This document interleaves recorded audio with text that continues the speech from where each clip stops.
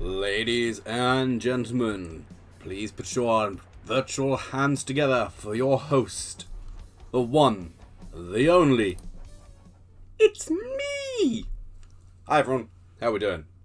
On this particularly warm day in Britain. So for those of you who are elsewhere in the world, like red-tailed fox, it's really quite cold in the UK at the moment. And the rest of the country is, just cold. So we're doing what the British do best, and that is when there is any amount of cold or snow or ice, we complain bitterly and the entire country stops. So that's what's going on in the UK today. So hello to everyone who's joined us already. Hello to everybody in the chat. From Southern Sweden, -5 degrees. And this is how people know it's -5 degrees in Sweden, and we're fine with it. We don't mind at all. So, as you may have seen in a recent video, I got sponsored by Morton Books, which is where this collection of stuff alongside me here has appeared from. And if I'm clever, I can do... Yeah, look at the screen. See? So, some of you, I'm pretty aware, have already gone and used this discount code and gone and done stuff. And some of you may not have.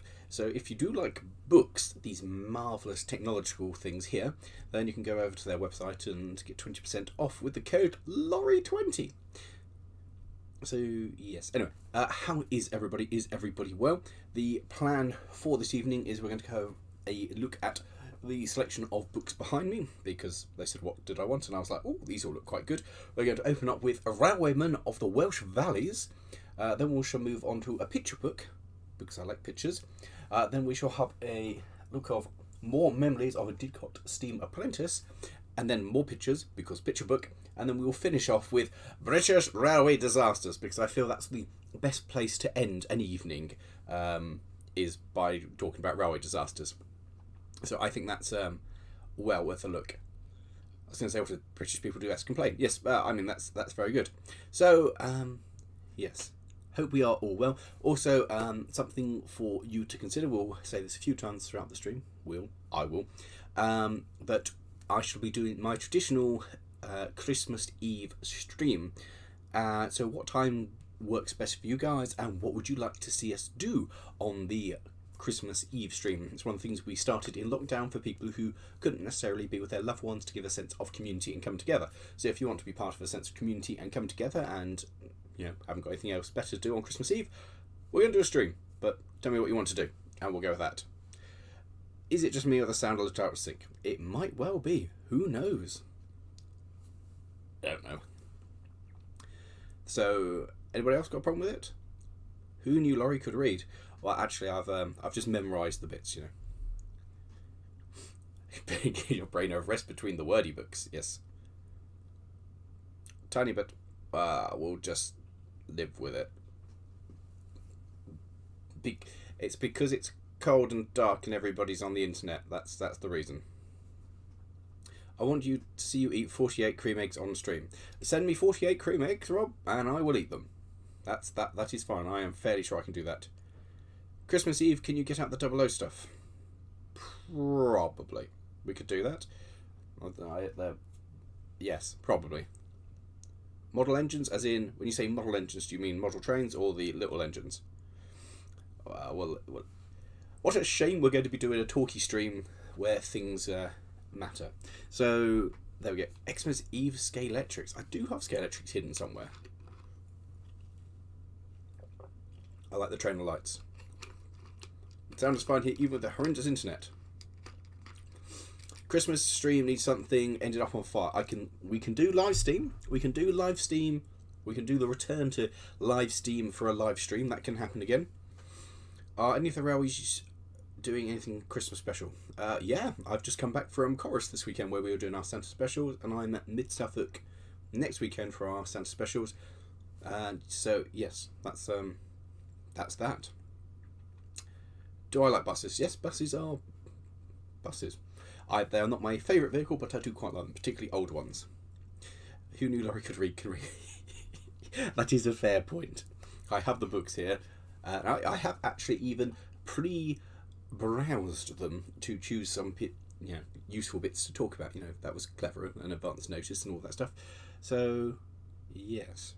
So unless there's anything people want to kind of mention, talk about, do the talky thing now, then we'll break open into the books and go from there. So I'll give you a few seconds for the chat to catch up with that. Do 2 streams at once? No. What? So I have one camera here. I'm like, so today we're going to be doing live stream, and over here I'll be like, and today we're doing. I don't. Is that possible? I literally don't know if the software will make. Well, I guess we could do it. Hope no, the Spa Valley Polar Express. Ah, very nice. Would I ever own a Route Master? Yeah, I totally would. I don't think I'd ever buy one because the amount of money they cost now, because they're very desirable. But I would totally have one if somebody wanted to give me one. This is a nice jacket. Thank you. Any plans for more car challenges? Yes. Lemons 3 is currently in the works and will be out early next year. Then we have a couple of adventures lined up for next year, including Lemons 4 we have planned. And we're looking at vehicles, and we're planning on some more car-related stuff, including more car-related stuff for you guys to come and be part of. The blue engine from Kent, currently the MIDI, looks quite the machine. Is it as pleasant as it looks? I don't know. I have it on Saturday, and it is tiny. I've been to the MIDI and had a look at it, and it's only a smidge bigger than the 48. It is absolutely tiny. I'm very excited. Live Steam driving a generator which is powering a 00 layout. I mean, it must be doable, mustn't it? Hello, Oliver Dan. I work at the Middleton Railway, says so he trains? Good. I like the Middleton Railway. How do you get a strip screw at the bottom of a 00 gauge tank engine tender? With a small drill. What would you say is the best live steam engine?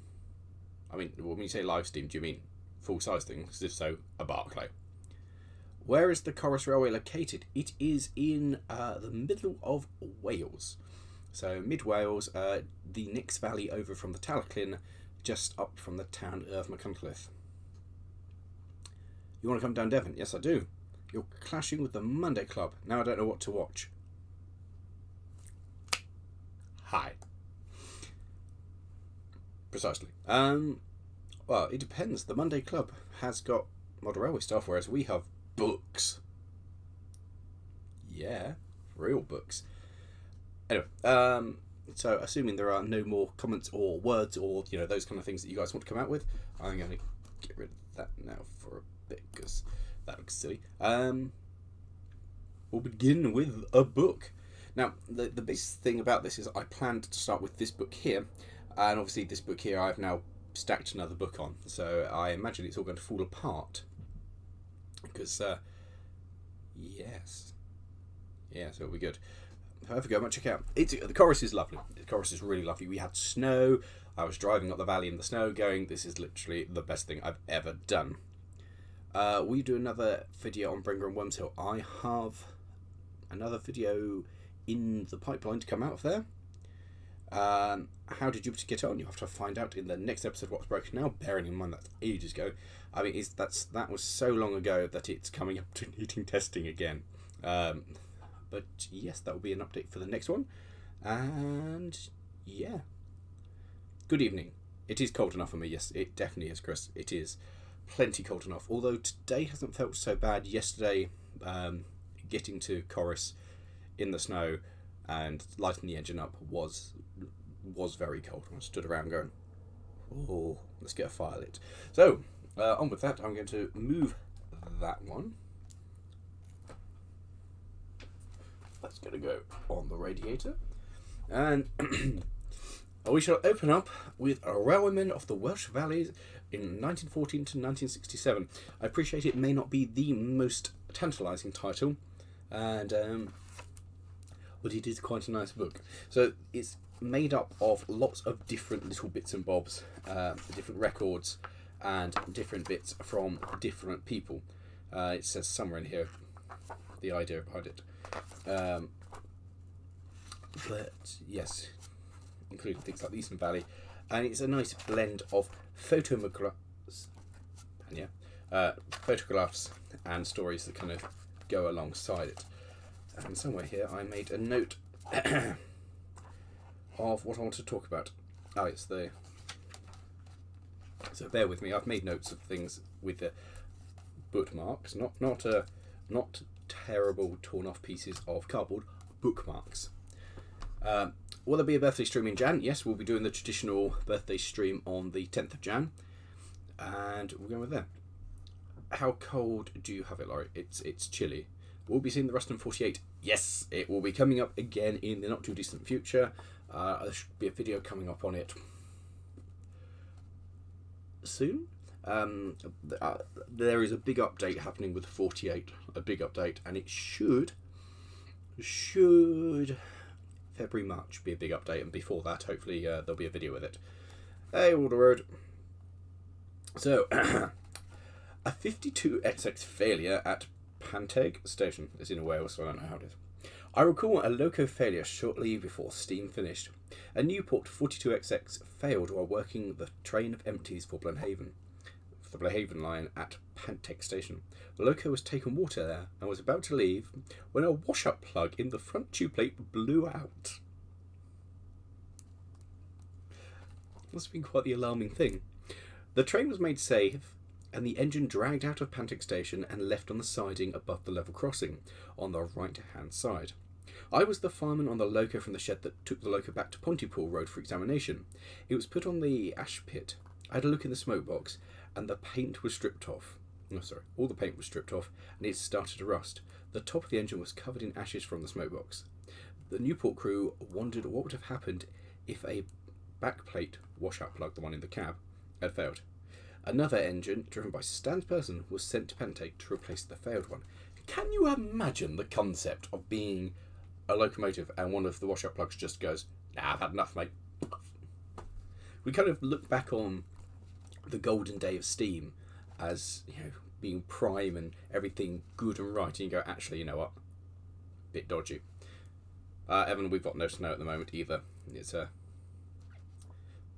didn't start like that. 888 John Mac. I can redo it. Are you sitting comfortably? Good. The reason I didn't ask is as soon as I did it, all of you guys would be like, "No, we're not comfortable. Wait a minute, we're not comfortable." So we're doing good bit. This it's full of lots of little bits of information. Try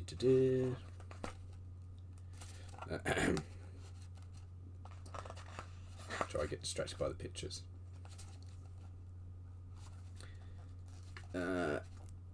Yes.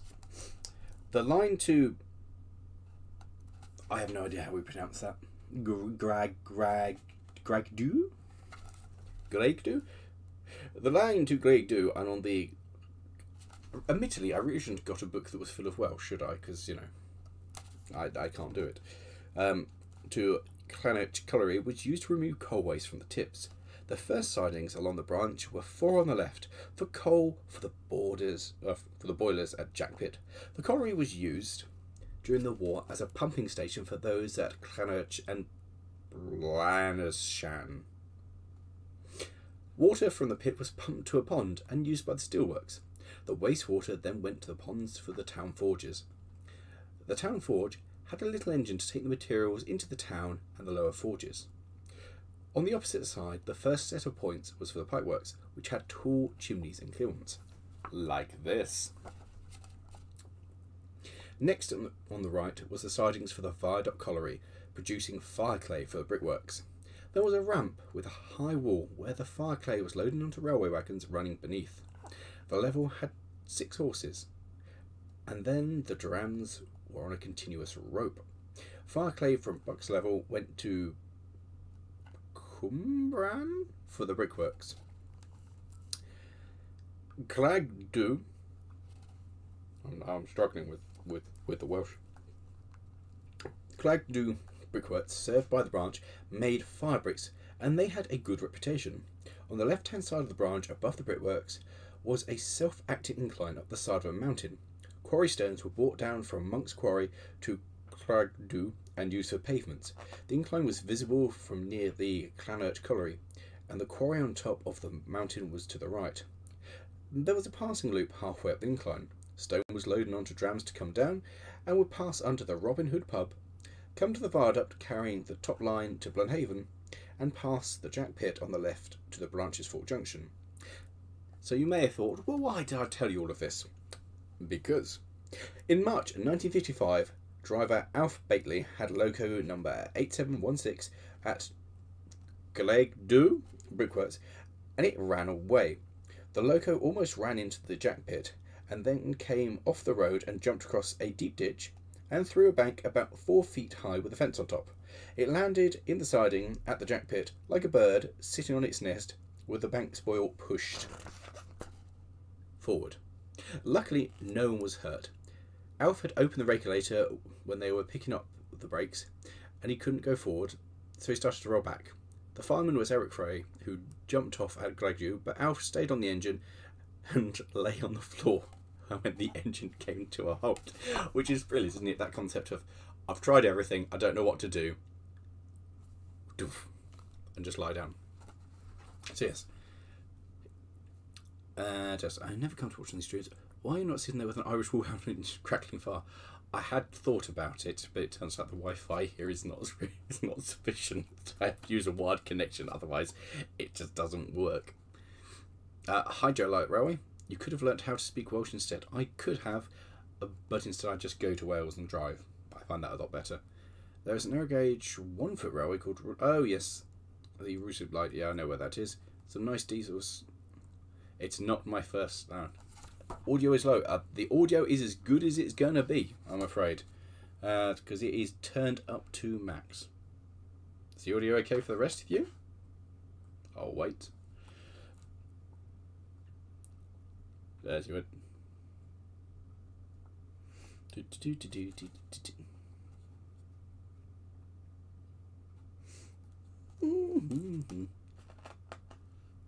Alright, PSX was Classics. Yes, I'm doing fine, thank you. And how's the audio for the rest of you people? He says, waiting. Go there. Fine here, good, fine. We'll just go with that. It's fine. That's a mishap. I'll just be like, yes, it's there. Am I Polish? No, I'm not. Cool, audio's fine, we'll carry on. Sorry, Steve, I guess just turn it up a little more. Anyway, where were we?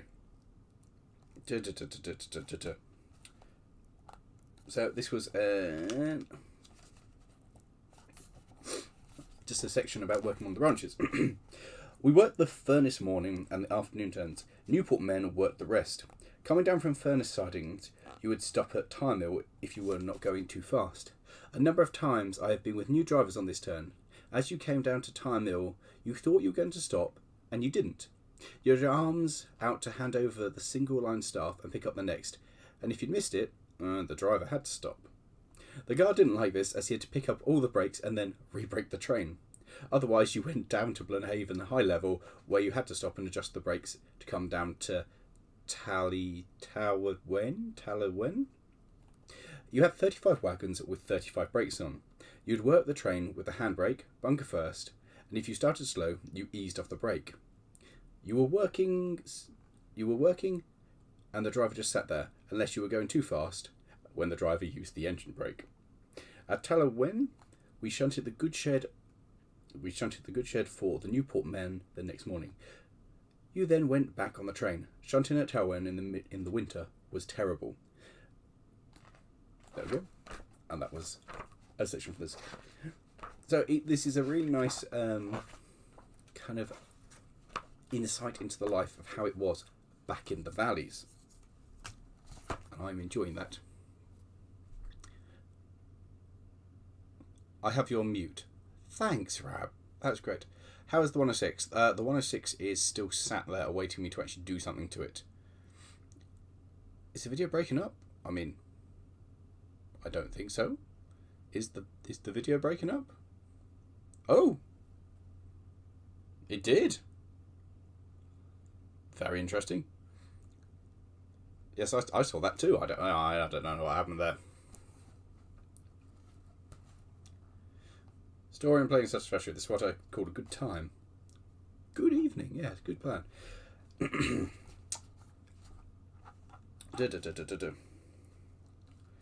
So, the goods yard at Crane Street was shunted as required. There was a corn stores behind the signal box, but didn't have much traffic. A passenger train would come up from Newport with a wagon on the back on a regular basis. There was a tight curve behind the signal box, and the wagon had to be fly shunted back into this siding by the passenger train. We all know what that means, right? Fly shunting? Scary times. It means you give it a hard shunt and watch it go. However, if this wasn't done quickly enough, the wagon buffer would lock onto the coach buffer, blocking all traffic, and a fitter from Pontypool Road would arrive to sort it out. Very often on a Thursday, or when I'd paid everyone at Bundenewwinder, the porter would be saying, "The passenger hasn't gone up yet, it has buffer lock." I love the concept that you had a yard which you had to uncover your wagon, give it a really good run, shunt it away, and hope it had enough momentum to go around the curve and you could stop in time. If not, it would lock up the buffers, which would have been hilarious. It says, I thought, rather good. Anyway, and then we go on to the final one from this one. This is good reading, but it's not necessarily good storybooks. Obviously, the best storybook is going to be that one over there, which is Great Western 42XXs stopped outside Grand Diffin Junction signal box at the south end of the viaduct, with empties heading for Blahaven, awaiting a coal train heading south. Once it had passed, the 42XX would proceed the full length of the viaduct before crossing onto the single line section at Blahaven High Level. Sometimes I would climb the stones on top of the cutting at the north end of the viaduct and watch this. On the left, behind a Glanadifan signal box, was a triangle connecting Golinus? I wish there was somebody in the Welsh who could explain this to me, because I have no idea. Yes.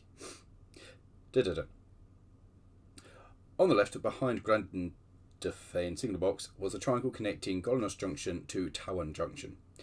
Hired in 2021 class pannier tanks for the Brasha the Liver colliery would be turned on the triangle if they had arrived the wrong way.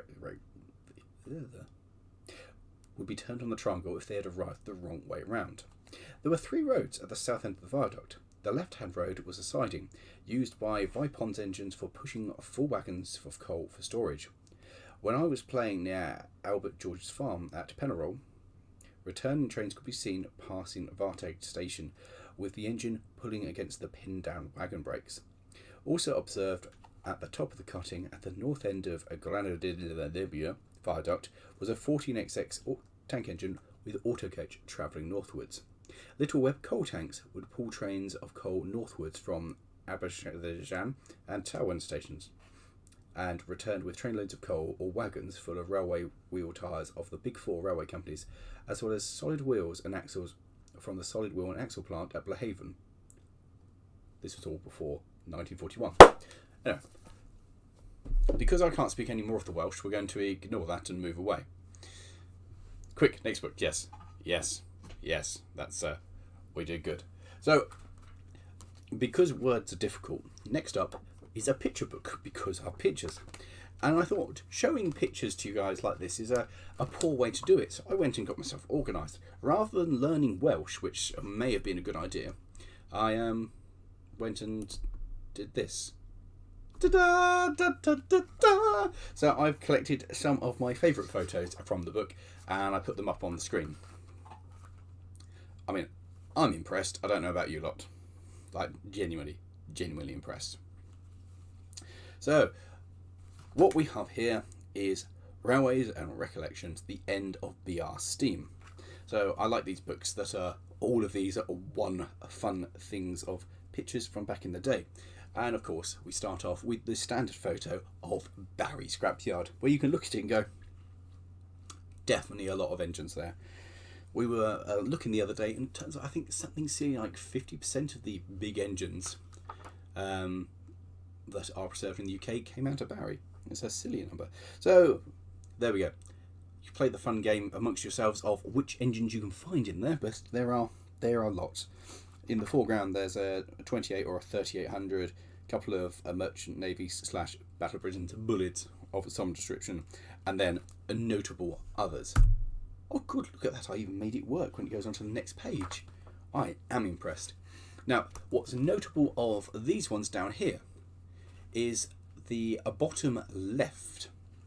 That is a 2MT, and it is either number 78019 or 78018. And what's notable about 78018 is I've driven it, and it was amazing, and I loved driving it.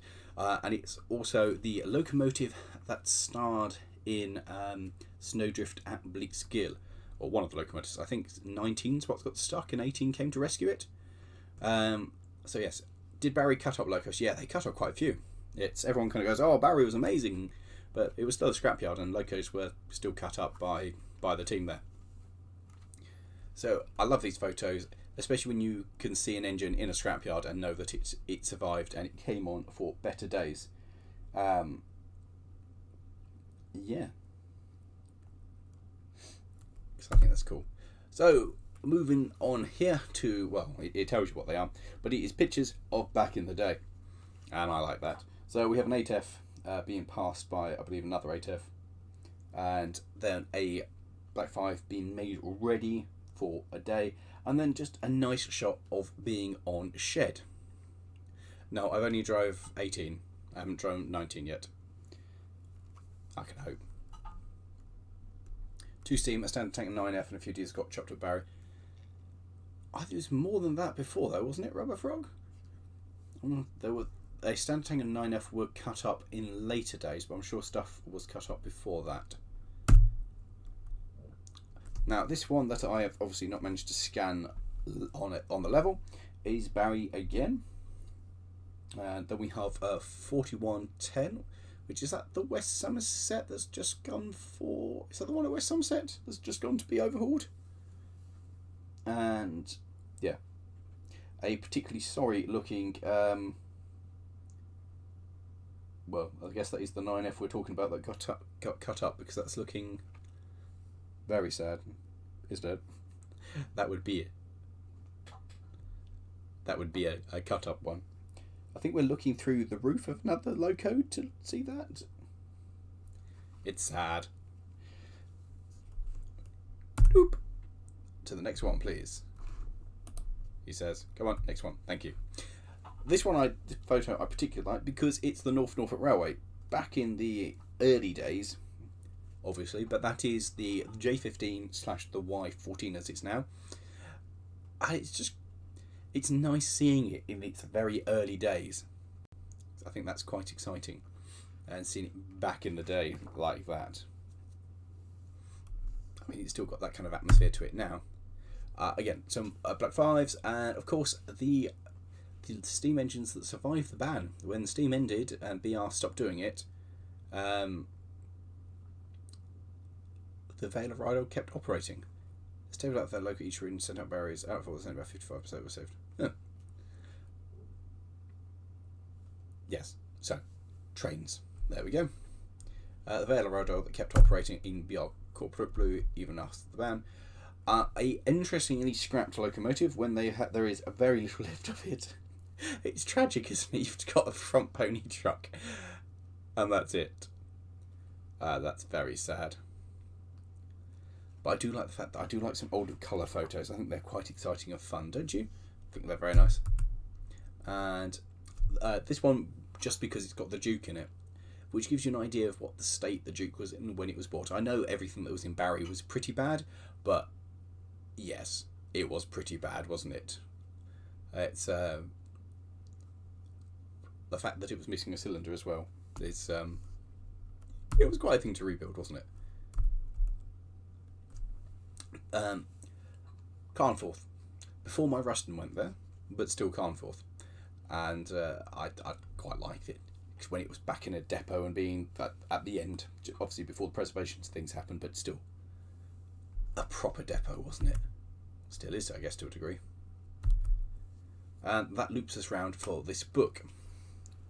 So there are plenty of photos. I could have shown you more from that, but I kind of felt that if I showed you more from there, it would kind of defy the point of you actually going and buying said book.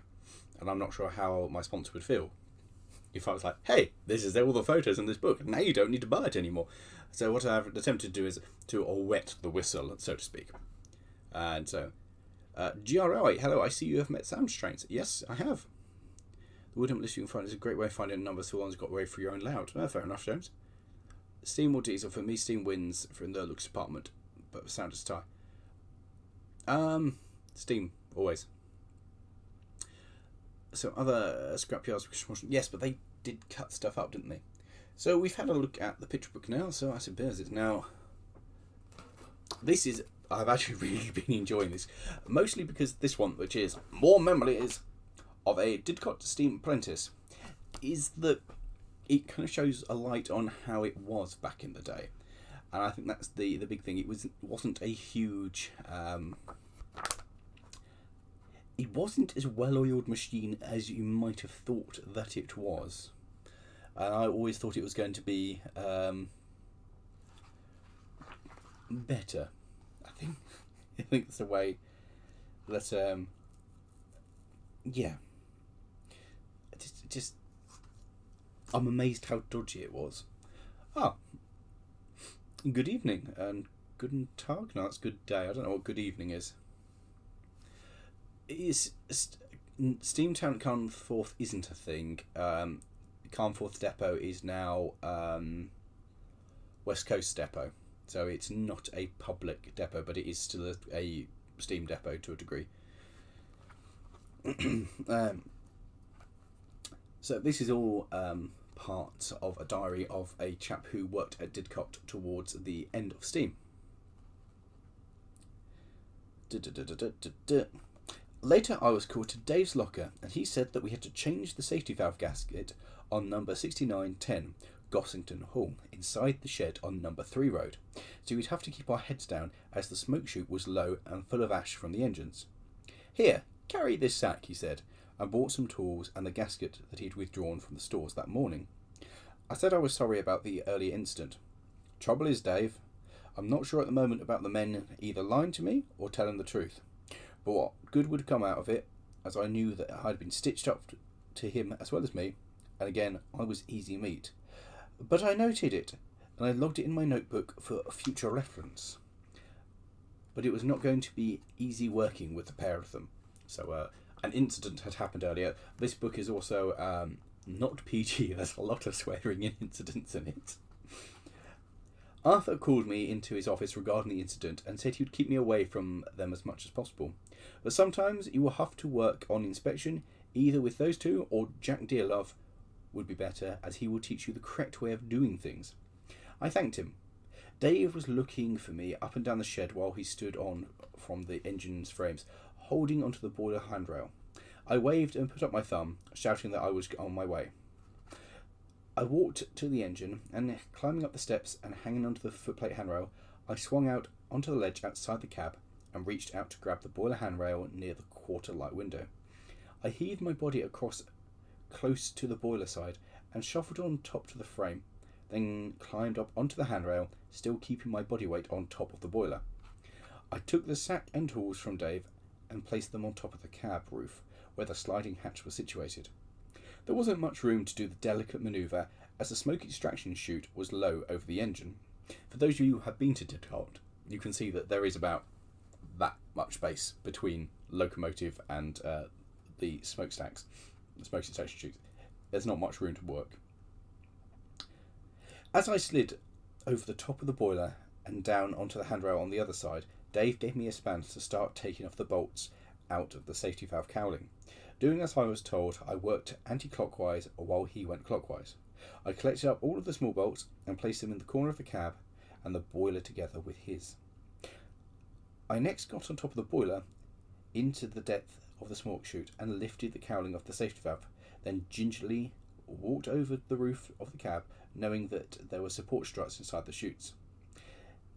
It looked like I was ready to do a vanishing trick with just my legs and feet showing. Turning around, I went back to the boiler top, digging my toes inside my boots, trying to get a grip on the metal covering of the boiler. I now sat down astride the boiler, and Dave handed me an open-ended spanner and a length of pipe.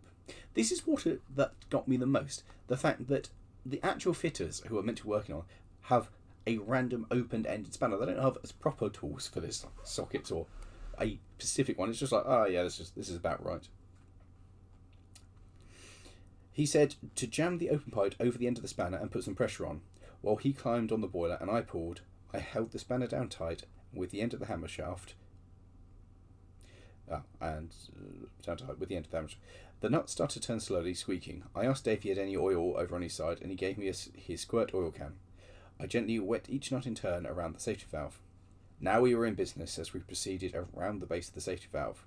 All the nuts started to move until we had loosened them all. We had no sockets or bars or ring spanners, only snail brand open-ended spanners. Being thick metal, they took a lot of weight. I mean, what? Where were the proper tools? I can't even begin to think of how people dealt with this. It's just gotten a bend for the evening. Your video on which you volunteer at the local inspired me to join the Chasewater. Oh, I was at Chasewater the other day. I called in on my way to Wales. Is there going to be any more going a little loco? Yes, it's going to all kick off next year. And 2 more. When are we going to have a review of a certain Railway book series? Unlikely. Join the stream to hear, actually.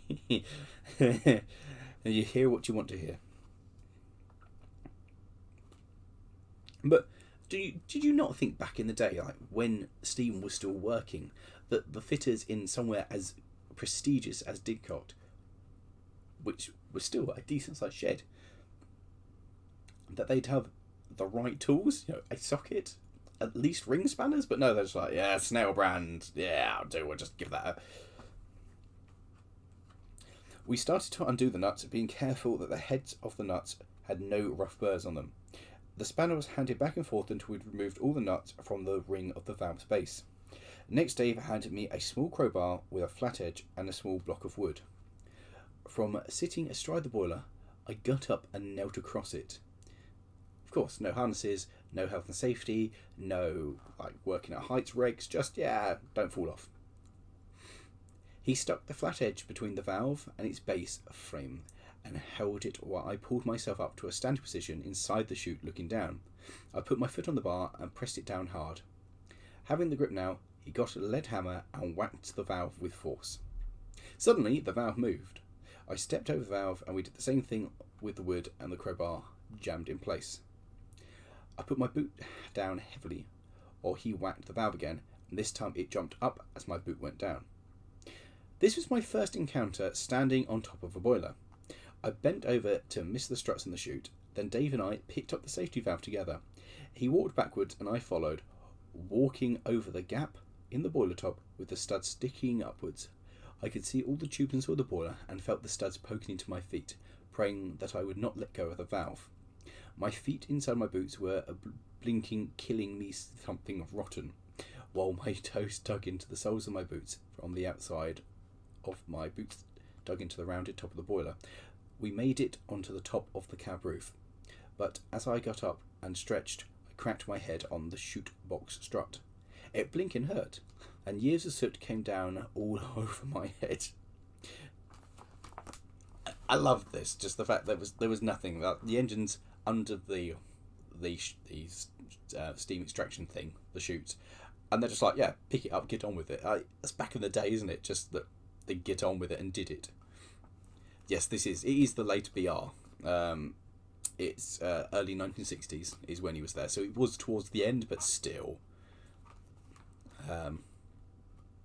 Do I think Jupiter will start this Christmas? Yeah. I think One of our team uses a mix of metric and imperial bolts. That's fantastic. Have I been able to research the entire history of my Ruston? Yes. Yeah, I believe so. What's in the Batchman bag? Stuff. I don't think it's actually anything. I think it's just a rubbish bag to go downstairs. Is it? Oh no, it's kits. It's my kits of buildings. They're a load of card buildings to build for a layout that I have not yet done. That's what they are.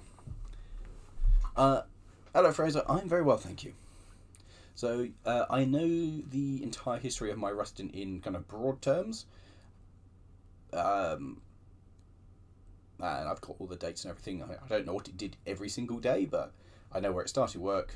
I know where it went after work, because it's all pretty simple. It's not fantastic, was it, to bring the Spanish? Yes, I can imagine.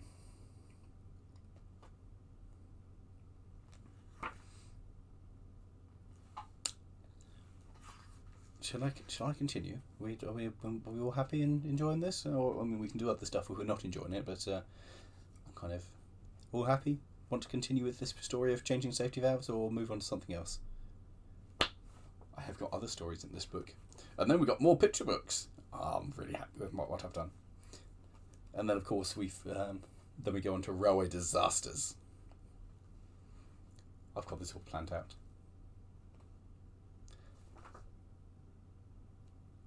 Wow, the response is absolutely deafening. I'll just read amongst myself, while you guys are, while you were there. The old gasket was in shreds, so it wasn't easy to take off the metal face, as it hadn't been. Oh yeah, no, just how to go.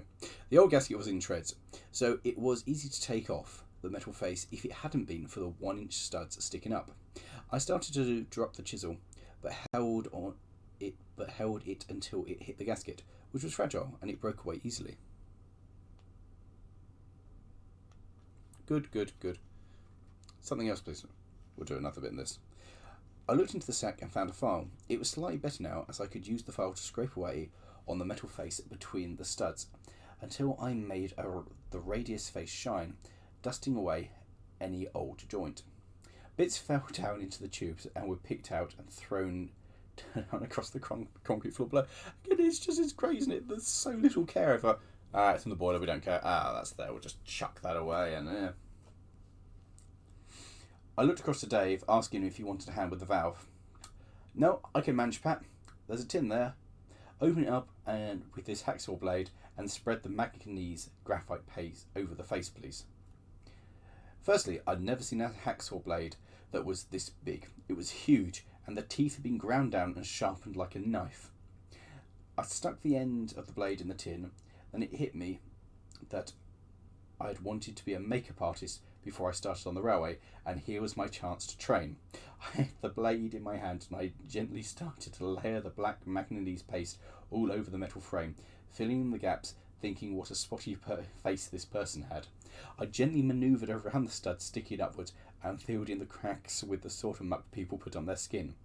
Dave came to see how I was doing, and he was amazed how evenly I'd spread the paste. I had the knack to do the job well. He laid the gasket over the studs and told me to carry on doing what I was doing.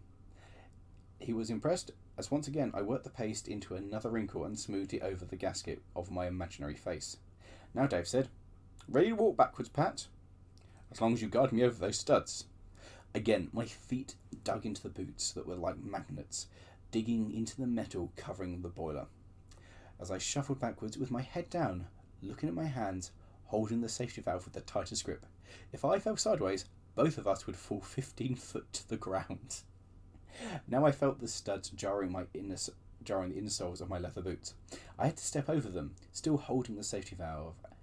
I was ready to do the splits, and after pulling Dave, he was okay. He was old, I was young. We lowered the valve onto the gasket successfully. Thank you, Lord. Dave climbed down off the boiler and onto the frame. I stayed on top as a hand came from nowhere with a few nuts. I started to screw them on finger tight, moving around the valve, doing the same until he passed me all of them and passed the spanner up to do the same. I stood on the boiler side handrail, the spanner in position, and I started to tighten them down as instructed. Then I crossed to the other side, and then back again. The metal tube had now appeared, and we were near the end. All we had to do was start again and really tighten them all down from one from the others, going across diagonally, and then with the tube really going to town with all the weight we both had. The cowling to cover the valve was the last thing to be put into position, and that was done with ease. When it came to sign the job off with the brown card, he put my name down well, and I was chuffed. There we go. So, I found this, in fact this whole book is fascinating, mostly because it's just full of stuff like that of, I really thought this used to be like back in the day. I used to think it was all proper and well looked after, and it turns out it wasn't. It was all bodged by people who didn't care. And you start talking to other people about this and go, oh yeah, no one really cares. Do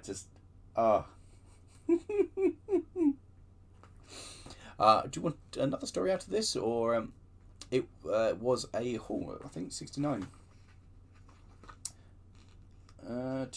Yeah, I think it was a haul. I think it was 69 something that we were doing it in. Fun fact: those gaskets are normally blue asbestos. Oh, great!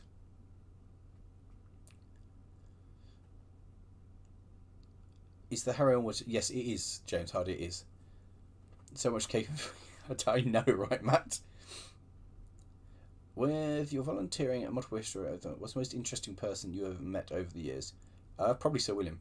Sir William was absolutely amazing to meet. I want to get this book and have the safety and watch their head explode. Yes, exactly. Read Peter's Railways. I have never had that. Right, another. Where does this story start?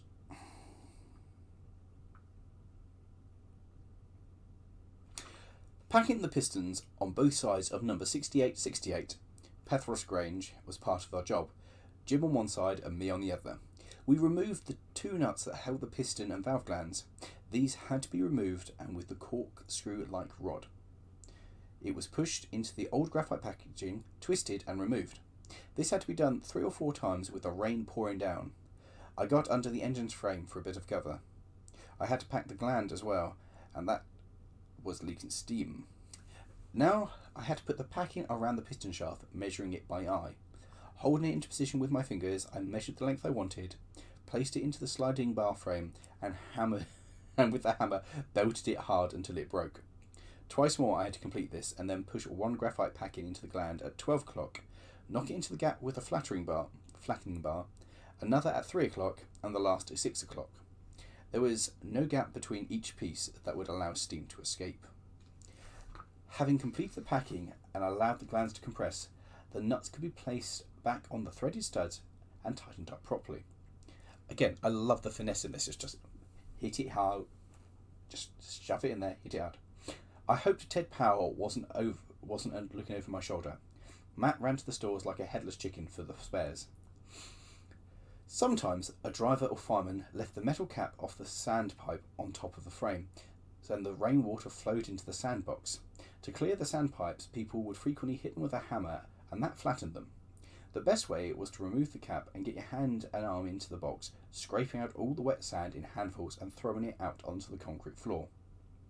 I love this concept, don't you? It's like, it's full of wet sand now, so obviously on a sanders you want dry sand that when you open the valve it just pours out onto the rails.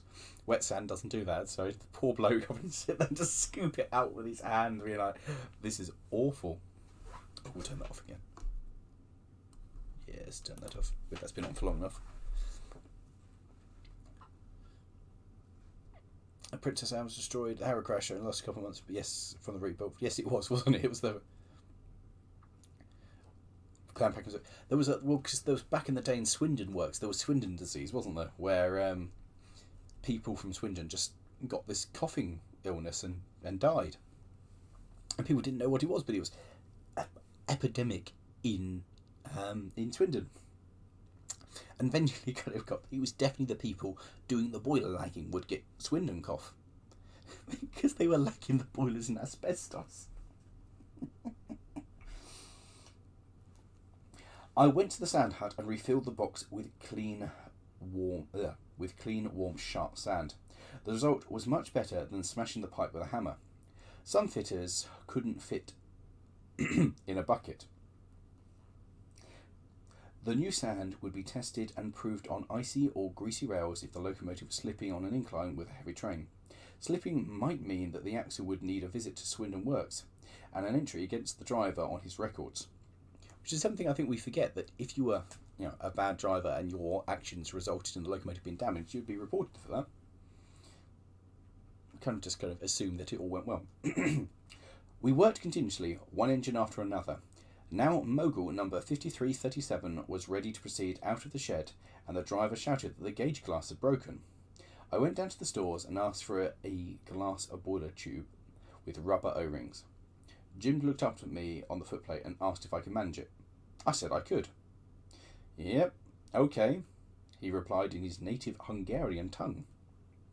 I shut down the gauge valves and opened the blowdown pipe so the boiling water was flushed away. With the bottom valve closed, I took off the safety valve cover.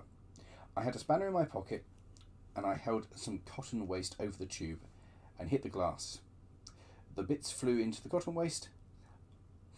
I undid the top and bottom gland nuts, removing the broken glass and the old rubber rings. As I removed the very top nut, it was still very hot to hold in my hand. I was jumping about like a jack-in-the-box until the driver handed me some clean cotton waste. The new glass tube slid down through the union with the old rings, glands and two nuts and found its place. The bottom union was all tightened up, the glass tube nuts replaced, and all the other parts tightened up. And then I opened the safety shut-off levers and watched the boiling water flush through the tube. I then shut down the flush pipe, looked at the water bobbing up and down the glass, and replaced the safety cover.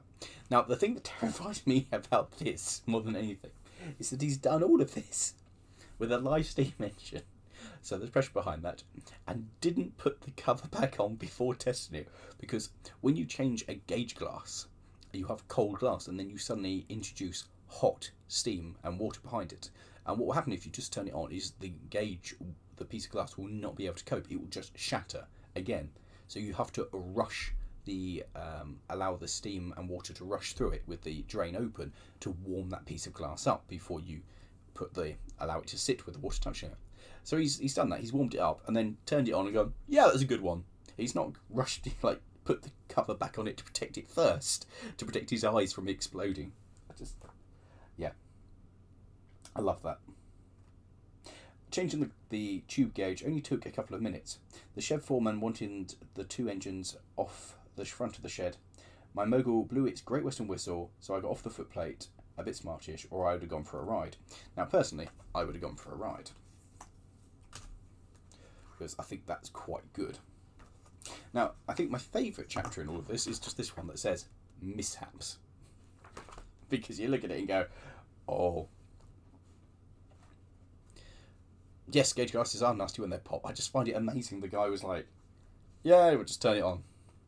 When you get the opportunity, the Maryland and Western Scenic Route has got an A2662. Yes, I think I've seen a video of it, or at least one of them.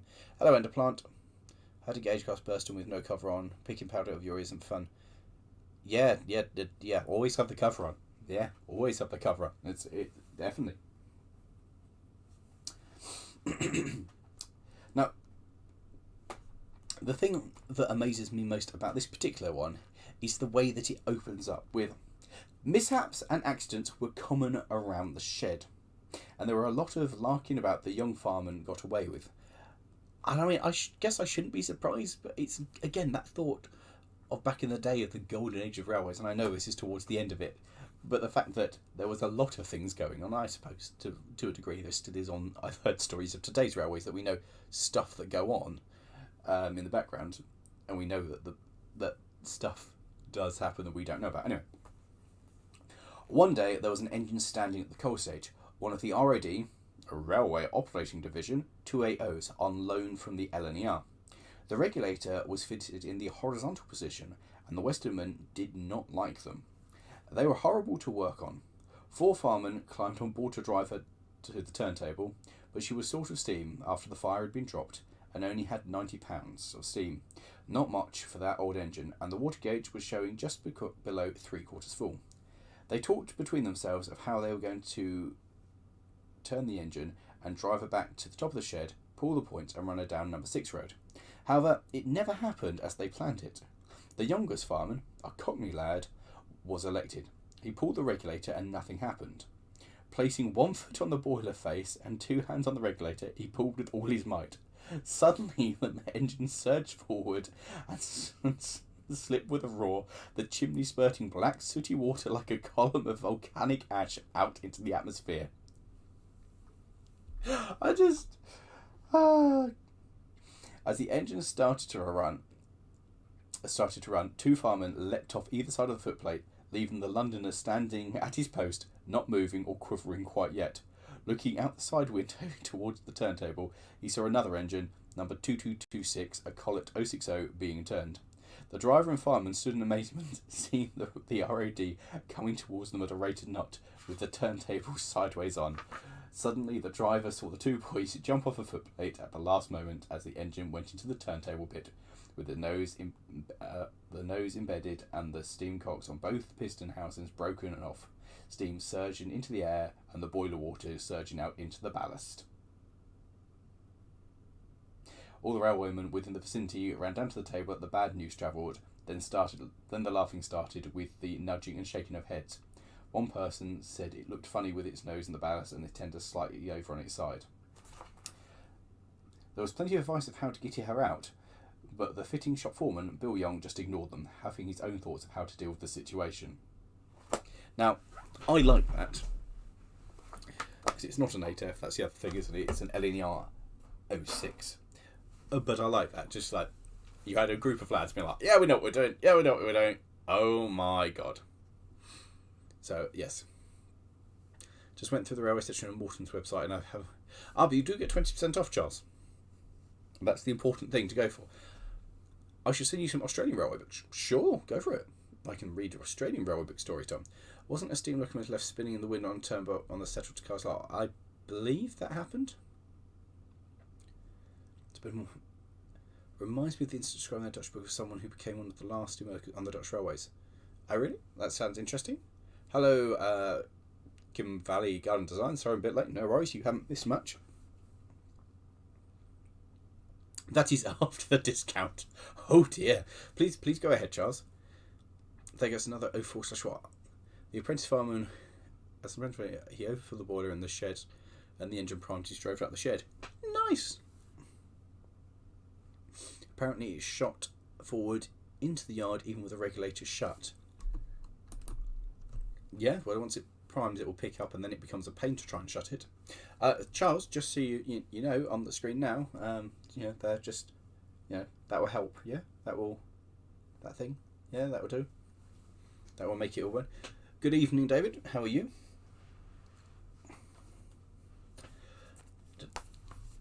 So, next, I like Stratford Depot because it's kind of like the local big depot, apart from Crown Point to me, where exciting stuff happens. So, yes. Now, once again, this is basically all diesels. So if you're not interested in diesels, I do apologise. But it's just a nice collection of things back in the day, and I'm a sucker for diesels of this era. I like things like 47s and 37s. That's the kind of the whole thing I'm interested in. So if I'm clever, I can click there, and haha, it has worked.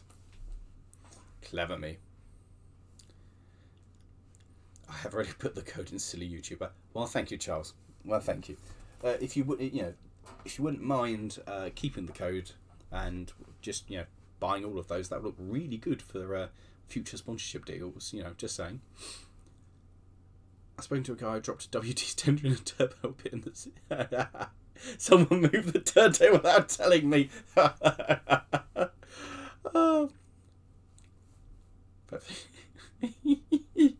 Turntables scare me.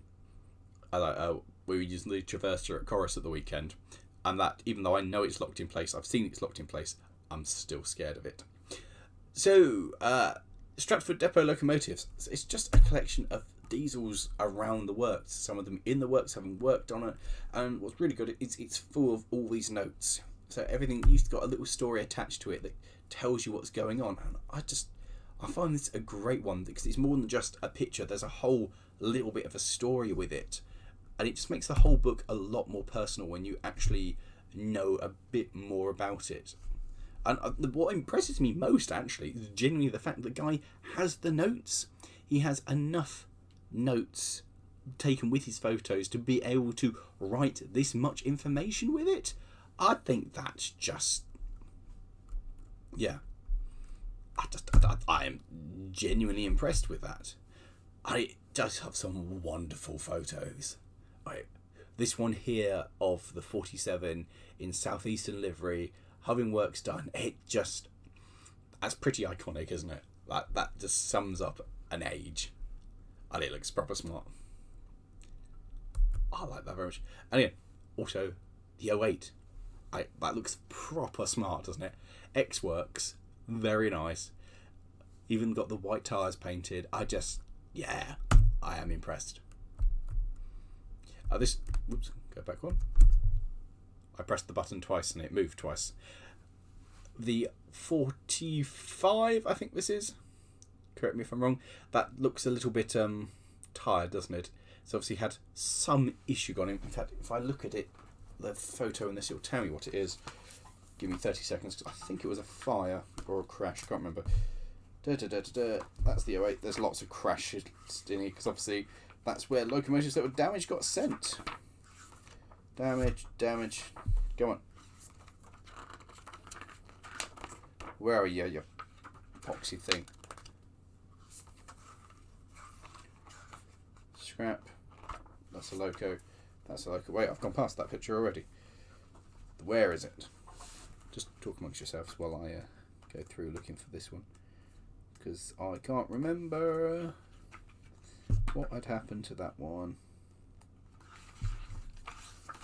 Not that I don't think anybody really cares, because I don't either, but you know how it is. Oh, there it is. What does a Scotsman wear under his kilt? Whenever I look at this picture of Class 45, 45036, in a state of semi-undress in the DRS in 1980, I have no idea why, but the age-old amount of saucy jokes enters my head. However, the answer to what does a 45 wear under its bonnet seems to be not a lot, apart from what looks like a giant car air filter on its side. I'm reliably informed it's the traction motor blower. Fair enough. Skilly for accident, damage, repair. It doesn't say why it got damaged, just when it was cut up. So that was a waste of everybody's time and effort, but never mind. 37s, 47s. Again, just look at all the information with that. It's great. And that feels, again, proper diesel depot with stuff being done. And that looks us back to there. There we go. It's quite hard. Again, this book is huge, by the way, in terms of that you have like 2, maybe 3 photos per page. Sometimes, very occasionally 4. It's got a list in the back,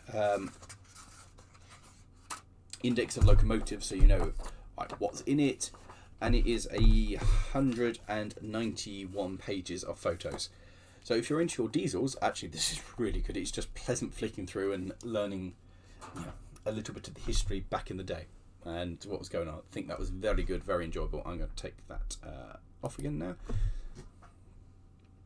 Heard a story about a driver who made boys never throw rocks at an engine again. That sounds interesting. Oh god, I missed stuff.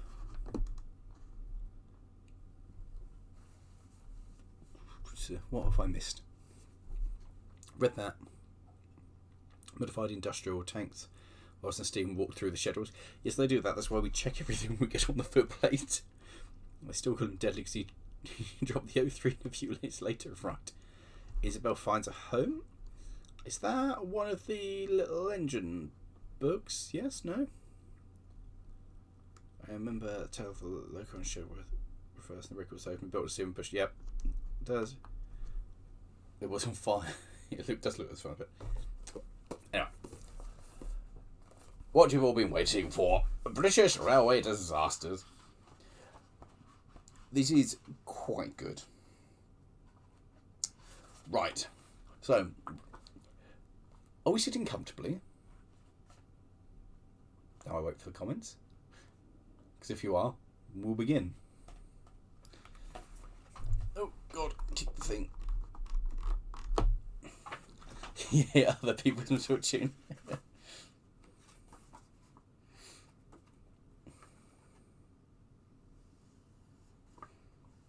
Right. We all ready for this?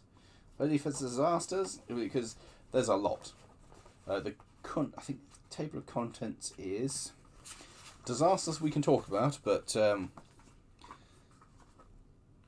there's a lovely story in Volston at the roundhouse there that one road has got this large window behind it rather than a wall. And that's because somebody decided they'd move an engine and went through the wall, so they had to repair it. So they decided they'd put a window in instead. There's Liverpool and Manchester, the first widely publicised tragedy. Number 2 is Bagworth, the introduction of the first whistles. Number 3, Staplehurst, heroism of our mutual friend. Abigail, the inferno of the Irish mail. Thorpe, while Edward Taylor invented the tablet system. Abbott's Ripton, double collision on the East Coast Main Line. The Tay Bridge disaster. The railway's Titanic. Hexthorpe, the worst day at the races. No braking on the runaway train. Norton Fitzwarren, Somerset's triple accident black spot. Preston, an end to speed. Snowdon, fatality on the first day. Salisbury, one fast curve too many. Quintus Hill, Britain's worst railway disaster. Bourne End, blinded by the light. Goswick, carnage on the Flying Scotsman. Harrow and Wellston, Britain's worst peacetime rail crash. Sutton Coleshill, sharp curve taken at double speed. Lewisham, carnage in the London fog. Thirsk, derailment, cement wagons wrecked a prototype. Hither Green, bonfire night horror. Moorgate, so why didn't it stop? Nuneaton, nightmare after signals missed. Clapham Junction, the wrong kind of wire. Cowden, so who was driving? Rutterscott, questions over railway maintenance. Southall, Britain's train safety systems condemned. Ladybroke Grove, the signal that could not be seen. Hatfield, crack rail killer. Great Heck, 10 people die and the railway was blameless. Potter's Bar, they waited 9 years for justice. Upton Nevert, they wasted 12 years for a bridge. T-Bay, greed set off a runaway train. And finally, Grey Rig, Potter's Bar crash repeated in Cumbria. There we go. Oh, thank you very much, Thomas. I wonder if you two would demonetise a video for talking about Quintus in detail. What? I don't know. I guess we'll find out. I'm just going to read a book, so it's story time. Please says right. So I missed stuff. Please send someone ready. So is my dog. Blah, blah, blah, blah. Did you go to Dinty before it closed? I did not know. So we're going to start off with the Tay Bridge, because I'm pretty sure that in 1879, when it happened, we're not going to have anybody about who remembers it. Are we sitting comfortably? Good. Then I'll begin. When it opened, Scotland's Tay Bridge was hailed throughout the world as an engineering marvel. Yet within months, it had been immortalised as a byword for railway disasters, after part of it collapsed, taking a train and 75 people on board to the bottom of the river below. There we go. That's not all of it, but I've lost my page. Damn it. How did I lose my page? Thank you. By the middle of the 1860s, the North British Railway was running mainline trains to Berwick, Carlisle, Glasgow and Aberdeen. The latter was achieved via the Edinburgh and Northern Railway, later the Edinburgh, Perth and Dundee Railway, which ran from Burnasland on the northern shore of the Firth of Forth. It operated services between Burnasland on the northern shore and Tayport, where a boat took passengers to a Broughty ferry for onward travel to Dundee and Aberdeen. Let's just reiterate that. The train went on the boat. When it began operating on February 3rd, 1850, the ferry from Burnasland to Glanton was the world's first railway ferry. The Edinburgh, Perth and Dundee Railway, which is not an easy thing to say repeatedly, became part of the North British on July 29, 1862. British, can you think about this? The concept of We have a railway ferry rather than a bridge. Oh, it's going to give us all nightmares. The woes using water iron bridge girders. Yes, that's part of it. Needless to say, the Aberdeen route was an awkward and finicky affair, which might have been acceptable in the early days of passenger railways, but not at a time when better technology was available. The route involved two crossings of the major river estuaries, those of the Firth and the Tay. The Forth and the Tay. Passengers were taken across both by ferries, and the final 28 miles into Aberdeen were achieved with only the aid of running rights over the Caledonian Railways line from Kinbenare Junction. Kinbenare, don't know. The North British route was the shorter, but far less convenient than the Caledonian Railway counterpart from Edinburgh to Aberdeen, which went around the heads of both estuaries. There was only one long-term solution for the North British: ditch the ferries and instead bridge the Tay and the Forth. Easier said than done. Engineer Thomas Bouch, let's go Bouch, had already built an outstanding reputation. He helped develop the Cassin, a watertight structure for use in bridge pier building and ship repairs, and also the roll-on, roll-off train ferry. For the North British Railway, he designed parts of the Edinburgh Waverley Station, and he also built bridges on the North Eastern Railway's Stainmore route across the Pennines.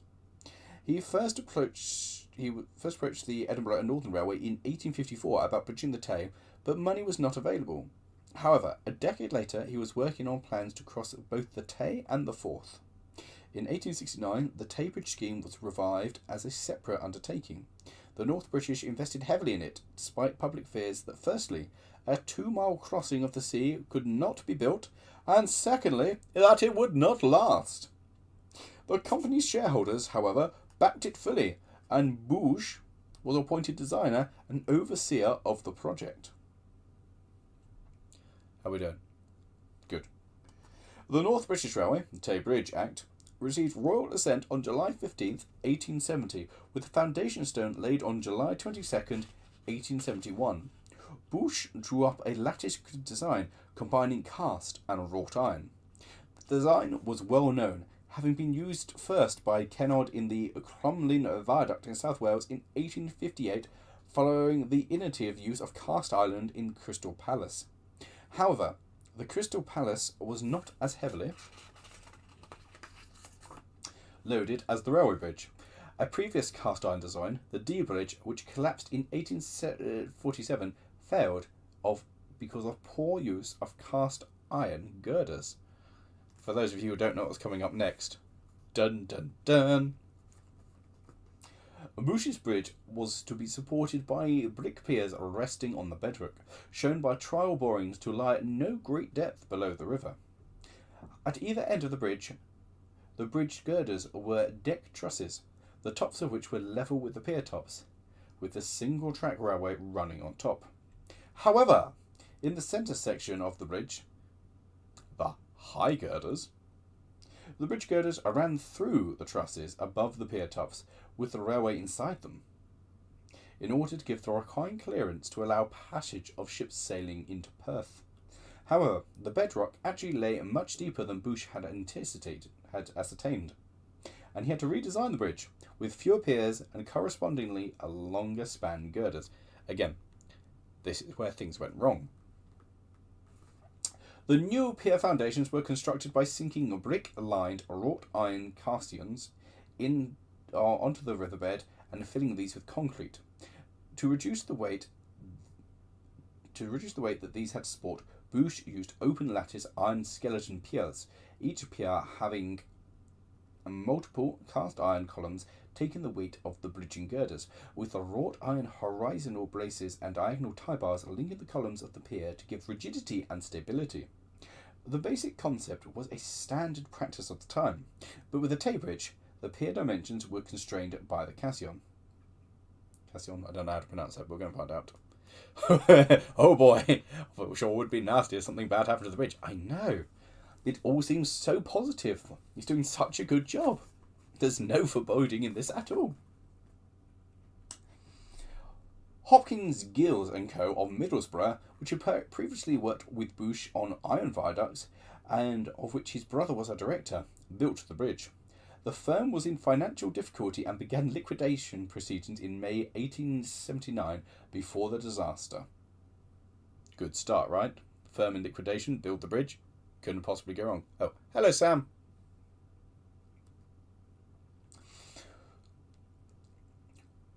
Bush's brother died in January 1876, and Bush not only inherited £35,000 worth of Gill's shares, but also a guarantee of £100,000 of Gill's borrowings, leaving him facing a potential financial ruin when the firm collapsed in 1880. Now, bearing in mind that back in the day, that was a serious amount of money. Like with inflation, still 100 grand is a lot even today, but back in the day, that was like millions. The change in design of the bridge increased costs and caused delays in its completion.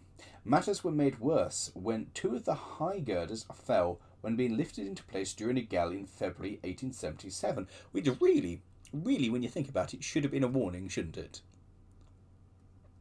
Is there snow where I am? No, not currently. Okay, it's cold, but there's no snow.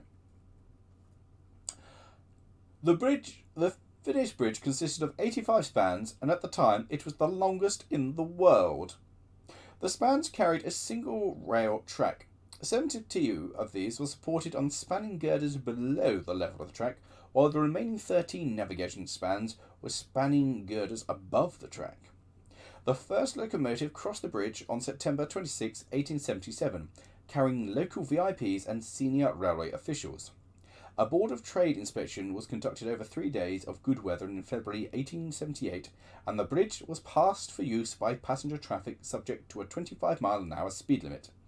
Yet, in his report, this is important, this bit, the inspector wrote, "When again visiting the spot, I should wish, if possible, to have an opportunity of observing the effects of high wind when a train of carriages is running over the bridge." Precedent words indeed, the book says. The first fare-paying passengers were carried over the bridge on June 1st, 1878. At 1 mile and 1,705 yards long, the 88-foot tall structure was the longest railway bridge in the world. Its completion was an enormous boost for North British, which afterwards attracted 84% of the Edinburgh to Dundee traffic, and the bridge was celebrated as a marvel of its age, attracting the rich and famous from far and wide. Queen Victoria crossed it in 1879 and knighted Bush, who around the same time began designing a second bridge, this time crossing the Forth at Queensferry. And if you're thinking, why is that not a bridge that I know about? That's because of what happens next. What's on the agenda today? British railway disasters. It's some nice bedtime reading. In fact, I'm going to wet my whistle with my other sponsor. It's not just food, it's smart food.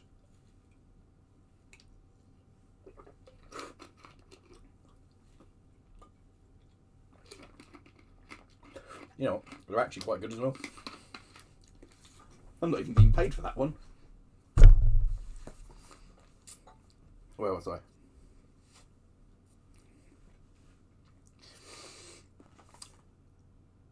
The short life of the longest bridge. On December 28, 1879, the east coast of Scotland was battered by a force of 10/11 gale, blowing almost at right angles to the bridge. Described as a hurricane, one local said it was as bad a storm as he had seen in the China Sea. At both Aberdeen and Glasgow, the wind speed was measured at 71 miles an hour. The latter estimates it placed at 80 miles an hour. The line speed of the bridge was limited to one train at a time by signalling block systems using a baton as a token. At 7:13, a 6-coach train from the south slowed to pick up the baton from the signal cabin at the south end of the bridge and headed out onto the bridge, picking up speed. The signalman turned to log this and then tended to his cabin fire, but a friend present in the cabin kept watching the train.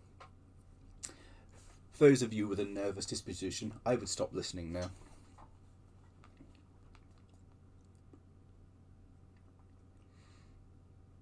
Can I speak Welsh? No. I know that Araf is slow. At a point about 200 yards from the signal cabin, sparks were seen flying from the wheels on the east side before the train moved onto the high girders. The witness then saw a sudden bright flash of light, and in an instant there was total darkness, the tail lamps of the train, the sparks, and the flash of light all disappearing at the same instant. A sudden blast shook the cabin. When the train did not appear off the bridge on the line to Dundee, the signalman tried in vain to contact the signal cabin on the north side.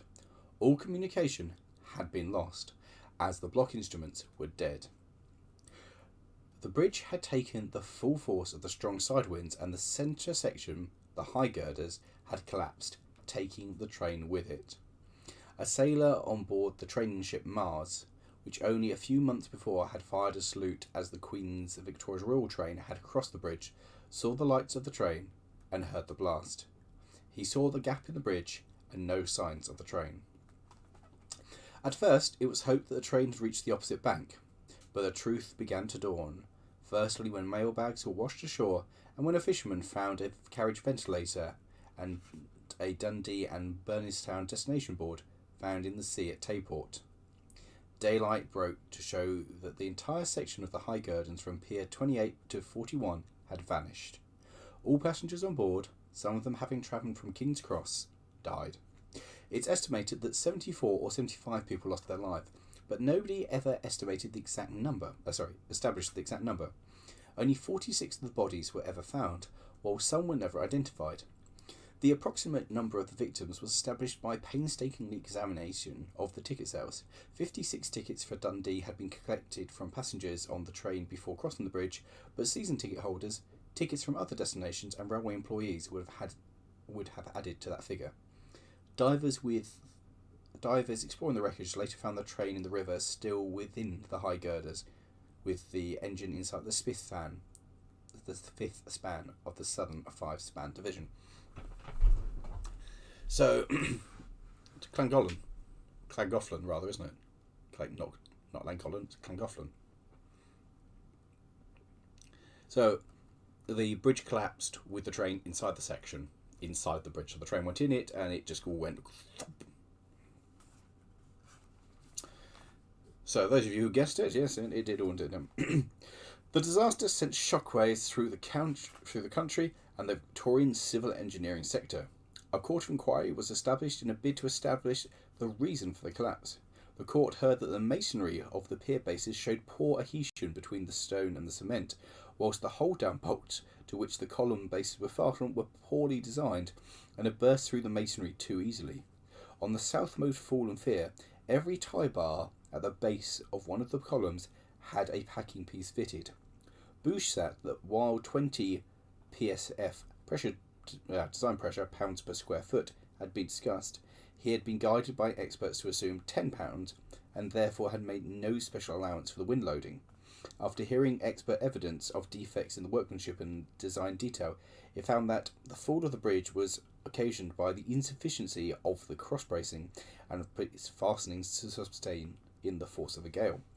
The court said that the piers, and in particular the wind bracing, had been properly constructed and maintained. The bridge would have withstood the storm that night, albeit with reduced safety levels. Bush's choice of cast iron as a building material was seriously questioned. Painters who had worked on the bridge in the summer of 1879 said that it shook when trains went over it, and the shaking got worse when the trains went faster. Whilst North British Railway maintained the tracks, Bush was retained to supervise maintenance of the bridge. He had appointed Henry Noble, a bricklayer, not an engineer, as his bridge inspector, as he had worked for him during the construction of the bridge.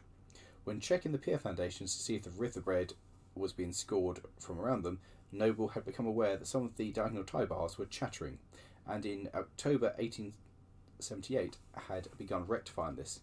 At the hearing, Bush's counsel attempted to suggest derailment of the train and the collision of the girders were the true case, but expert witnesses rapidly demolished such claims. However, there were strong suspicions that shuttling workmanship of the Wormit foundry, where the iron girders were manufactured, have been equally responsible, if not more so. The inquiry concluded the bridge was badly designed, badly built, and badly maintained. It said the fall of the bridge was occasioned by the insufficiency of the cross bracing and fastenings to sustain the force of the gale. Yeah. Yes, it was. It was brought back. Bush's reputation lay in unredeemable tatters. I wonder why. He was mainly blamed for the collapse in not making sufficient allowance for wind loading. There was also evidence that the central structure had been deteriorating for several months before the disaster, with indications that the joints had loosened. In his book Red for Danger, transport historian and pioneer Talcott and railway preservationist Tom Rolt wrote, "The sensation caused by the fall of the bridge has no parallel in the railway annals, and is only comparable with the occasional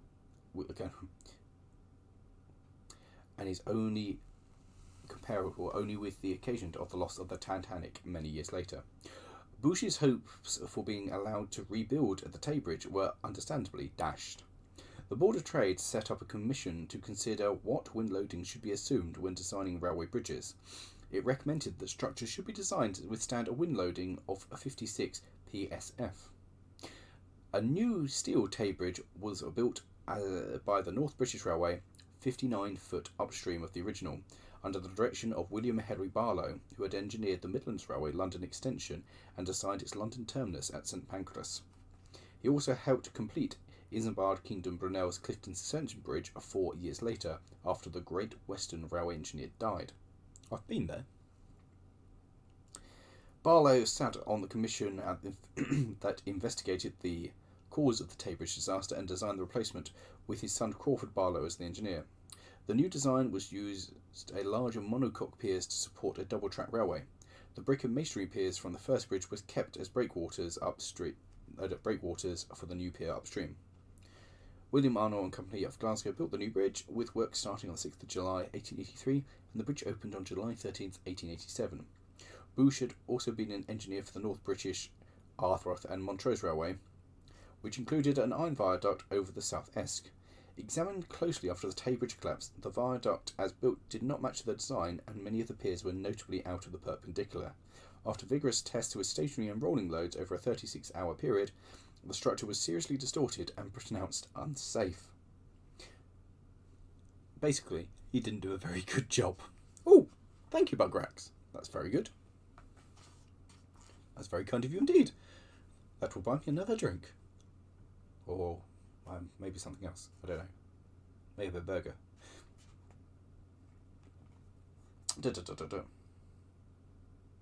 Bush's Red Hoy Bridge, a road crossing on the Tyne at Newcastle, was built in 1871 but condemned in 1896. The structural engineer who condemned it said that the bridge would have blown over if it had ever experienced a wind loading of 19 psf. Bush died a few months after the inquiry of the Tay Bridge disaster, his health having severely deteriorated. I imagine so. And this is the bit you all wanted. The locomotive that had collapsed into the Tay, an 1871 built North British 440 number 224, was later lifted out of the river estuary, only to be dropped in again. However, it was eventually recovered, rebuilt and returned to surface, remaining in use all the way till 1919. Nicknamed the Diver, several superstitious drivers refused to take it over the replacement bridge.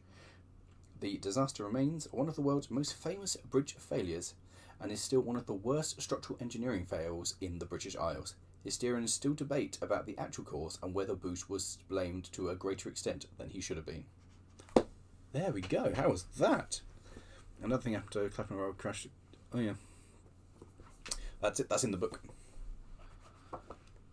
How do we feel about that? Do we all feel like we are more wise, knowledgeable? We've known things? I feel that I know a lot more now about the Tay Bridge disaster. Do we want another one? That's the question.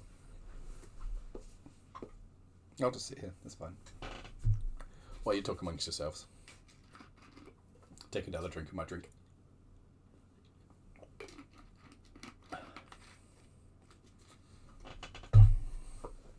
I can speak Welsh. I do know some Welsh. I know that a bus in Welsh is bus. Or at least it's spelled bus. I know slow is araf. I know Talaclin. I know Towan. I know Chorus. I don't have the poem to hand. I can find the poem, I suppose. We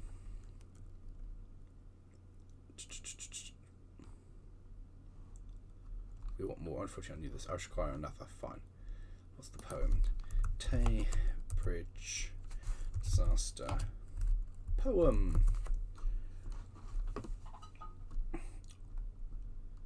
Tay Bridge Disaster Poem by this. Okay, can I have the poem?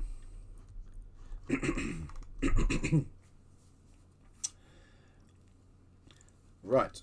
That's not the whole thing. That's just part of it. That's not what I want. I want the whole bridge. Give me the whole poem. Are we ready for this? It's time for a poem. Beautiful railway bridge over the silvery Tay. Alas, I am very sorry to say that 90 lives have been taken away on the last Sabbath day of 1879. That doesn't work. Which were remembered for a very long time. Also doesn't work. 'Twas about 7 o'clock at night, and the wind blew with all its might, and the rain came pouring down, and the dark clouds seemed to frown, and the demons of the air seemed to say, I'll blow down the bridge of Tay. When the train left Edinburgh, the passengers' hearts were light and felt no sorrow, but brass blew a terrific gale, which made their hearts for to quail, and many passengers with fear did say, I hope God will send us safe across the bridge of Tay. Spoiler alert, he didn't. But when the train came near to Walmit Bay, But when the train came near to Walmit Bay, Boros did loud and angry bray, and shook the central girders of the bridge of Tay on the last Sabbath day of 1879, which will be remembered for a very long time. So the train sped on with all its might at 25 miles an hour, and bonny Dundee soon hove in sight, and the passengers' heart felt light, thinking they would enjoy themselves on the new year with their friends at home they loved most dear, and wished them all a happy new year. So the train moved slowly along the bridge of Tay. It just sped on with all its might. And so the train moved slowly along the bridge of Tay until it was about midway. Then the central girders with a crash gave way, and down went the train and passengers into the tray. The storm fiend did loudly bray, because 90 lives had been taken away on the last Sabbath day of 1879, which will be remembered for a very long time. This is a long poem. As soon as the catastrophe came to be known, the alarm from mouth to mouth was blown, and the cry rang out all over town, Good heavens, the Tay Bridge is blown down, and passenger train from Edinburgh, which filled all the people's hearts with sorrow, and made them turn pale, because none of the passengers were saved to tell the tale how the disaster happened on the last Sabbath day of 1879, which will be remembered for a very long time. It must have been an awful sight to witness in the dusky moonlight, while the storm fiend did laugh, and the angry did bray along the river's bridge of the silvery Tay. Oh, ill-fated bridge of silvery Tay! But I must now conclude my lay by telling the world fearlessly, without least dismay, that your central girders would not have given way, at least many sensible men do say, had they been supported on each side with buttress. But at least many sensible men do confess, for the stronger we our houses do build, the less chance we have of being killed. Now, in my mind, you're all giving me a round of applause for that. That's what I assume is going on right now. I hope that's what's going on. The Victorian, yes, and then he died of poor health. Well, I think basically it kind of implied, isn't it, that they were shunned. It's not so much he fell on his own sword, it's just nobody would deal with him. It's like, you're not having food. No, not you.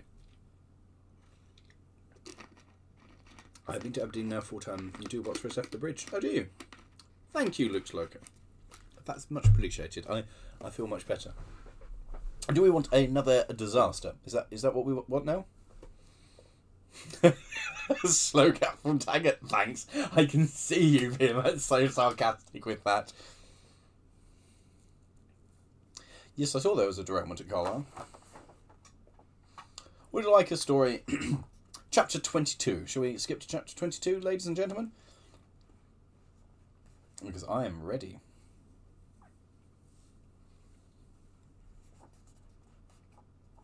Good. 1975, Moorgate. So, why didn't he stop? In the worst peacetime accident in the history of the London Underground, nobody ever established beyond doubt why Northern Line driver Leslie Newton failed to stop before his tube train crashed into a wall at the Moorgate terminus, killing 43 people. I like this chapter. He gets straight into it. We know what's happened. There's no background about building the bridge. It's just straight in with he killed people. That's a line, isn't it? That's a line to lose your monetization too. That's what it says in the book. Don't hurt me, YouTube. I'm sorry. At 8:46 a.m. in the rush hour of February 28, 1975, a Northern City Line tube train comprising of 2 3-car sets of 1938 stock and carrying around 300 people appeared to accelerate as it approached the terminus of the Highbury branch at Moorgate. Passengers waiting on the platform noticed the vacant stare on the 56-year-old driver Leslie Newton's face as his train hurtled past the platforms at up to 40 miles an hour. Seconds later, the tube entered the 66-foot overrun tunnel, which was equipped with a red stop lamp, a sand drag and a hydraulic buffer stop. The sand drag slowed the train only slightly before it impacted onto the buffer stops and then the walls behind them, killing 43 people and injuring another 74. 2 minutes after the impact, emergency services were called and the first ambulance were on scene at 8:54 a.m, followed by the fire brigade at 8:58 a.m. The post office set up emergency telephones in the station for the rescuers. Survivor Jazia Gonzalez told the BBC, "Just above my newspaper, I saw a lady sitting opposite me, and the lights went out. I have the image of her face to this day. She died. As the darkness came, there was a very loud noise of a crash, metal and glass breaking. No screams. All in a fraction of a second one takes to breathe in. It was all over in no time. I'd been knocked unconscious, and I have no further memory until I heard a shout in the distance. 'Is there anybody there?' And then there was complete silence. Then my preservation instinct made me shout back, 'Yes, I am here.' He was taken to St Bartholomew's Hospital, where he spent several weeks recovering from his injuries.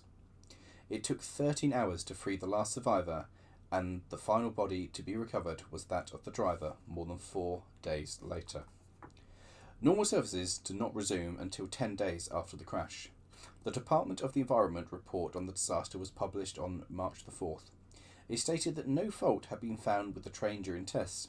There was evidence that the driver's hand was on the dead man's handle rather than in front of his face to protect himself, suggesting that he had made no effort to stop. Several of the train's passengers said that it had speeded up rather than slowed down when entering Moorgate. Platform witnesses said the driver, Newson, was sitting upright in his seat and looking straight ahead as the train sped past. 2 railwaymen waiting on platform 9 recognised the driver sitting bolt upright in his cabin with his hand on the control, staring straight ahead. He made no attempt to move as we flung ourselves against the platform wall, instinctively throwing our arms to protect our heads, one of the men said later. Experts ascertained that power had been applied to the train's motors until 2 seconds of the impact.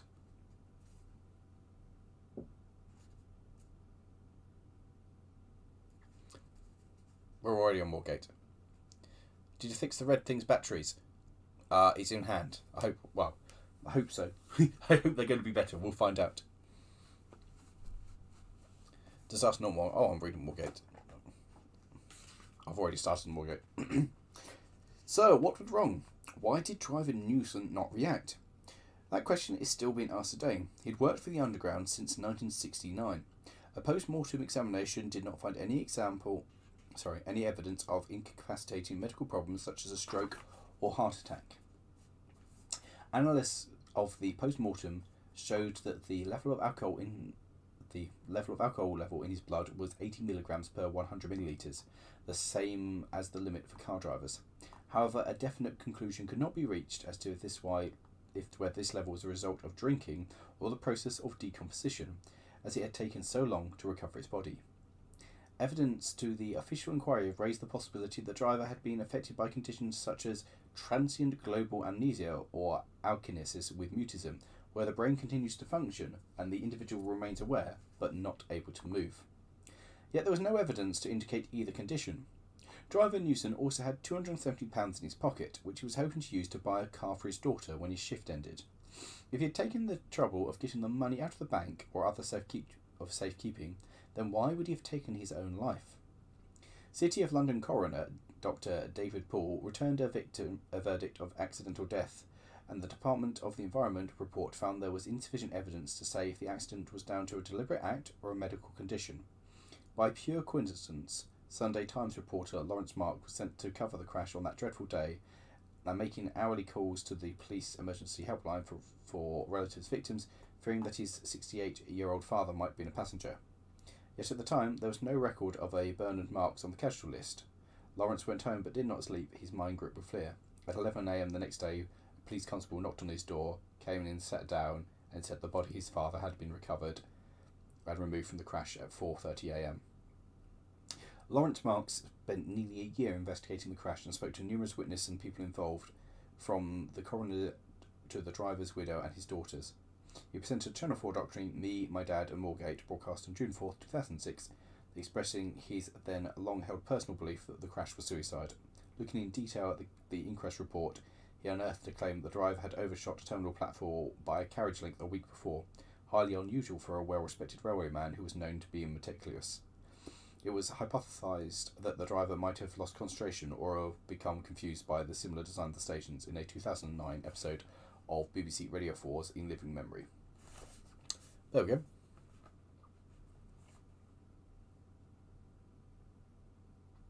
The current brain and the alcohol was because of decomposition. Yeah, that makes sense. Brain aneurysm would make sense, I suppose. Latest theory. How old is this book? Oh, it's an old book now. It's 2019 this was published, so there could be up-to-date stuff. Do we want another one of these wonderful happy stories, or do we want to do something else? Or do we want to have the standard Ask Lawrie random questions? Well, not random questions, but the standard update things. Or do we want to wrap it up and call it a night? We have been doing this for, almost 2 hours? Well then, that was interesting, says Luke.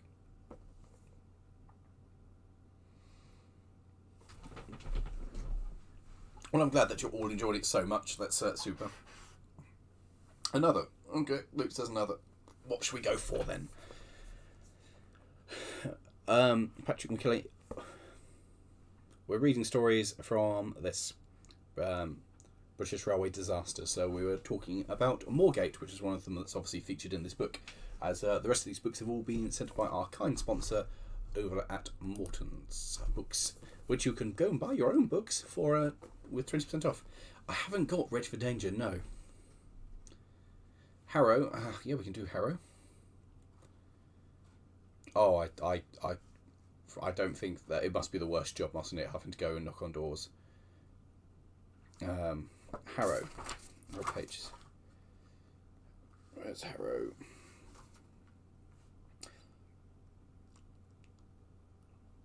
Page 73. But before that, I'm going to do page 54 and do Snowdon, because we all know what happened on Snowdon, don't we? Yes, it's slightly less dark than we thought, but we're just reading railway disasters. It's still pretty dark, but yes. Chapter 12. Britain's heritage railways have an exemplary safety records and have long been an integral part of the nation's tourist economy. However, a runaway train with fatal consequences marred the opening day of the Snowdon Mountain Railway, Britain's only rack and pinion line, on Monday, April 6, 1896. The idea of building a Swiss-style railway to the summit of Snowdon, the highest peak in England and Wales, was first proposed in 1869, when Llanberis became linked to Carnarvon by a branch on the LNWR. In 1871, a bill went before Parliament applying for powers of compulsory purchase for a railway to the summit, but a local landowner, Mr. Ashington Smith of the Vale estate, thought that a railway would spoil the scenery, and he opposed it. However, nothing happened until 1893, where the elite two terminuses of the North Wales narrow gauge railways was renamed Snowdon, attracting many of the tourists who had previously visited Llanberis and affecting the livelihoods of the accommodations of providers were the Ashington Smith's tenants. After much persuasion, Ashington Smith ultimately agreed to the construction of a railway to the summit. By then, no Act of Parliament was required, and the line was built entirely on private land obtained by the Mountain Railway Company, without the need for the power of compulsory purchase.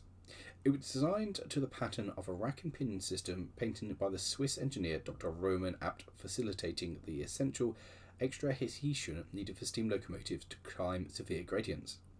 The system used a double rack rails fastened to steel sleepers between the running rails. Each locomotive is equipped with tooth cogged wheels, which engage the track and provide all of the traction necessary to scale the steepest inclines. On the way down, the rack and pinion also acts as the brake. The railway was laid to the common mountain railway gauge of 2 foot 7.5 and runs a length of 4 miles, 1,188 yards, and has an average gradient of 1 in 7.86, whilst the steepest gradient on the route is 1 in 5.5. For the line's opening, three 042 tanks were ordered from the Swiss Locomotive and Manufacturing Company of Winterthur. The boilers of the engines were inclined to ensure that the boiler tubes and the firebox remained submerged when out on the gradient, the standard practice of mountain railways. The railway was constructed between December 1894, and the first sod was cut by Enid Ashton Smith, after whom locomotive number 2 was later named, and February 1896, at a total cost of £63,800. Wow. Track laying had to start from one end of the line to ensure the rack was correctly aligned, so although the first locomotive was delivered in July 1895, very little track was laid until August, where 2 large viaducts between Llanberis and Waterfall were completed. Progress up the mountain was then quite rapid, with the locomotives being used to move the materials as required. Despite the exposed location and bad weather, the first train reached the summit in January 1896 and was set for Easter. On the line, the locomotive always runs chimney first up the mountain, pushing a single carriage in front of it. For safety reason, the carriage is not coupled to the locomotive. Colonel Sir Francis Maturin of the Border Trade made an unofficial inspection of the line on March 27th that year, and after seeing the automatic brakes in action on the first time, declared himself satisfied, but recommended the wind speed be monitored and recorded, and the train stopped when the wind was too strong.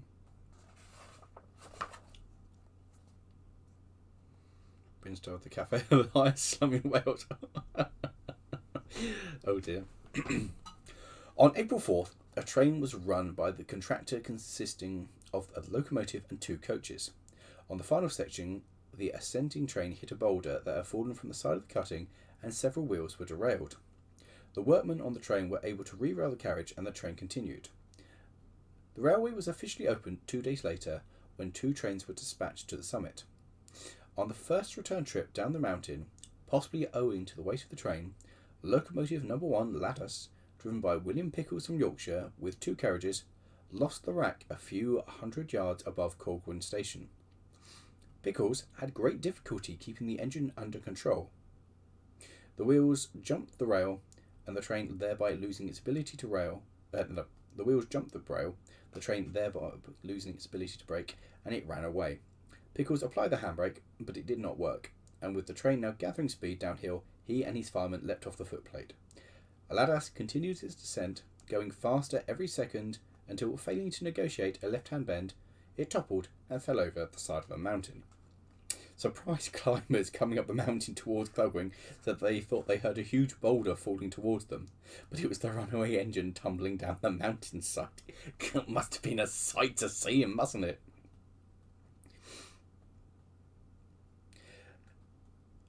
The two carriages gathered speed until at last the automatic brakes slammed on and they came to a graceful halt. One passenger, Ellis Roberts of Lancaberis, had seen the footplate crew leap off the engine and decided to follow suit. However, he smacked his head on a rock and debris along the line, suffered a major loss of blood, and died a few days later. In the misty conditions, the second train, oblivious to the fate of ladders, ploughed into the rear carriages at Clogwing, derailing the train. The opening of a railway unique in Britain had attracted many amateur photographers, several of whom rode on the ill-fated train. One of them wrote, "The two trains reached the summit in safety. It was a grand ride, but the weather was foggy. At the top of Snowdon, where it was very cold, we stayed 10 minutes. The return journey began all right, although the going was rather jerky. Suddenly our engine increased in speed to an alarming extent, the cogwheels having got out of gear. Leaving the rails, the engine plunged down the precipice. Fortunately, the brakes prevented our carriage from following it. The cars having stopped, I got out with the rest of the passengers and photographed the scene. Just afterwards, the second train came dashing through the dense fog and collided with the other carriage, setting them going again. They came to a standstill a little further down. I followed them up in time to take a snapshot of the alarmed passengers leaving the second carriage of the second train. Several people were badly hurt. Finally, I took a photograph of the wrecked engine at the bottom of the pass and went home thankful that I had not been toppled over with it." A subsequent inquiry concluded the accident had been triggered by post-construction settlement, compounded by excess speed caused by the weight of the train. The line was closed for just over 12 months, with no further trains running until April 9th, 1897. As a result of the ensuing inquiry's recommendations, the maximum allowed train weight was reduced to the equivalent to 1.5 carriages, leading to lighter carriages being bought to be used on the two-carriage train. A gripper system to improve safety was also installed. The line today is a major tourist attraction, which I believe, tell me if I'm wrong, has had no major incidents since. Am I correct?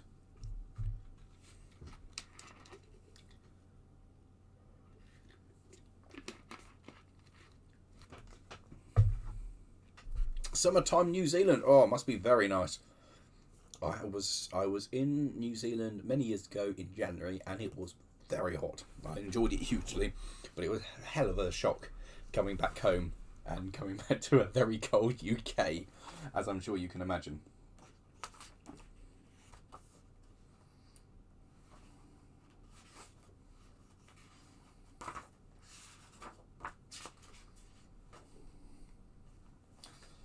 Are we sure we want to do Quintus Hill just because it's 1, 2, 3, 4, 5, 6, 7, 8, 9? It's 10 pages. We're not doing Quintus Hill. It's 10 pages. It is a major tourist distraction. They get distracted from walking up the hills. Instead, they just look at the railway. Plenty of steam running and using too. To be fair, when I was there in the summer, in January, there wasn't an awful lot running because it was so hot they had stopped everything. It was the same problems we had this year. And there's nothing running, which was less good. So, I've put the book down because I think we've had enough of the of the terrible things. I think I would get very... I think I'd find Australia in the summer maybe a tad too hot. Mainly because that it is, isn't it? Although Australia is just generally massive, isn't it? So I suppose it depends on where you go. Does it matter in Oz? Does it matter where you go, whether it's hot or not so hot? I assume at the north of the country it's going to be hotter than it is at the south, but as far as I know, Australia is basically a massive hot place. Is my geography right? Australia, big hot place of hotness? Yes? No? Maybe?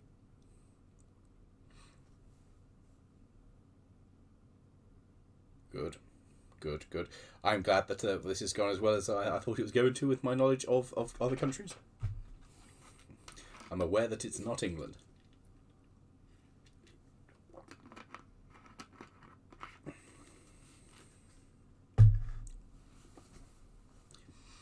So would you know? Yes, I think we've had enough disasters. I think we have. The Kingston Flyer. I have heard of the Kingston Flyer. I have heard of that. So we shall maybe, depending on what we're doing, or depends what we want to do. More questions? Any questions, or have we had enough of disasters for an evening?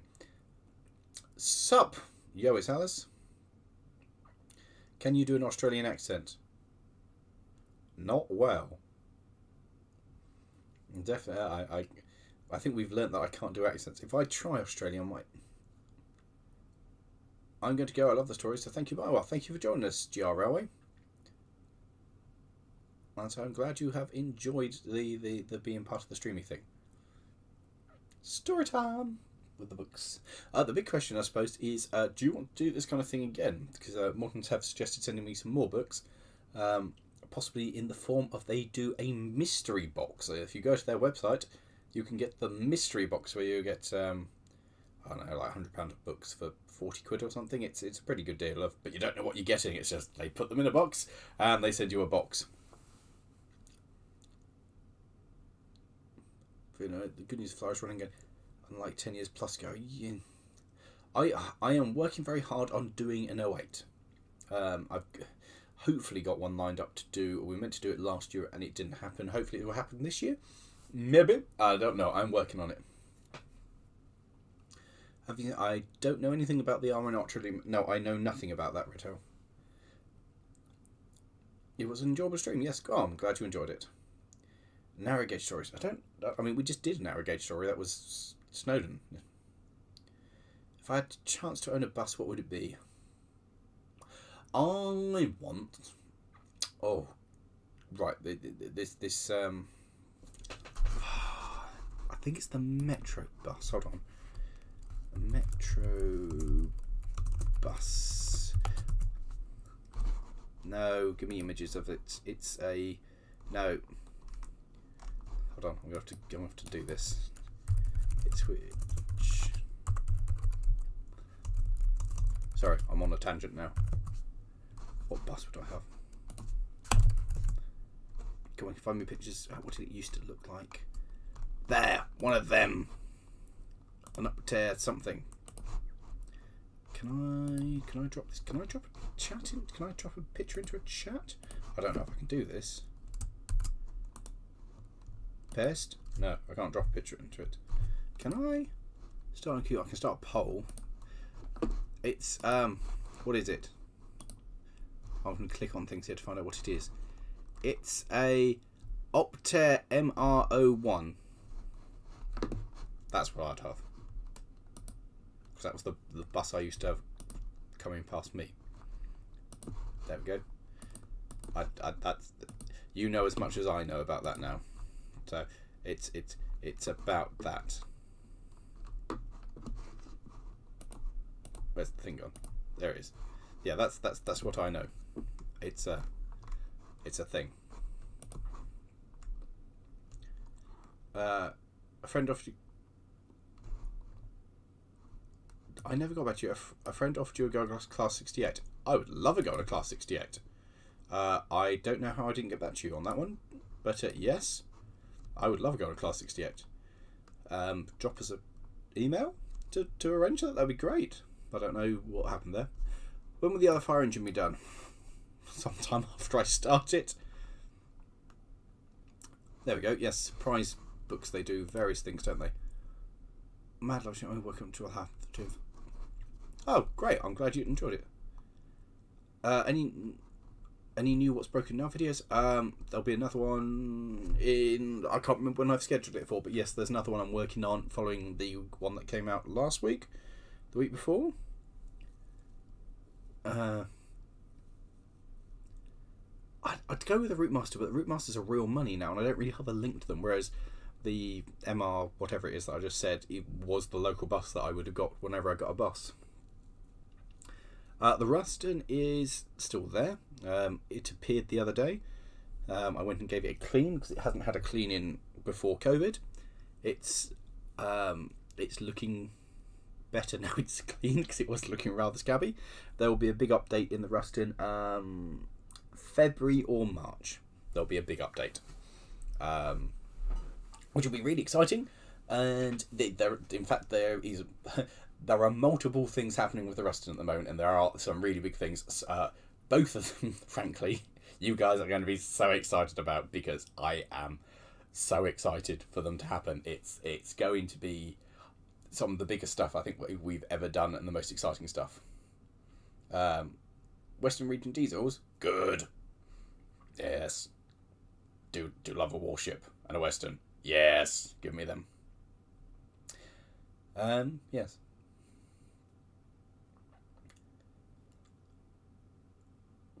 Well, the Route Master, isn't the Route Master just the double decker? Isn't that what he is? I mean, question, not sure.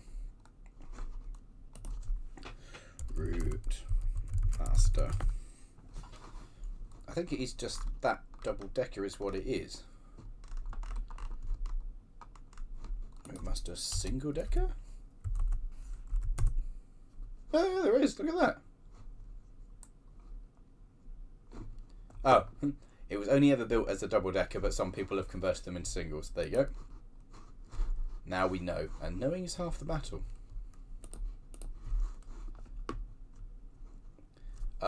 Tires, yeah, there is it's in hand. There is something going on. It currently looks the same colour as my office. Fair enough. You should paint the rust in oh, it would look nice in instant delivery. New wheels and putting a jet engine in it. A friend of mine built a jet powered tractor, so yeah. There was only one single decker. That's why I asked the question. Yeah, there we go. Now we know, that's the main thing. So yeah, big update with the Ruston. Multiple things happening with it. It's super exciting. It will be back. I went and saw it. I waved at it. It looked very smart, actually. Hopefully it will be sorted next year. Yeah, maybe. Hopefully. Yeah. So that's exciting. I think that's the main thing. It's yeah. More questions? Anything else? Anything else? Oh, we good. Was that it? I think that's most of that. Yeah.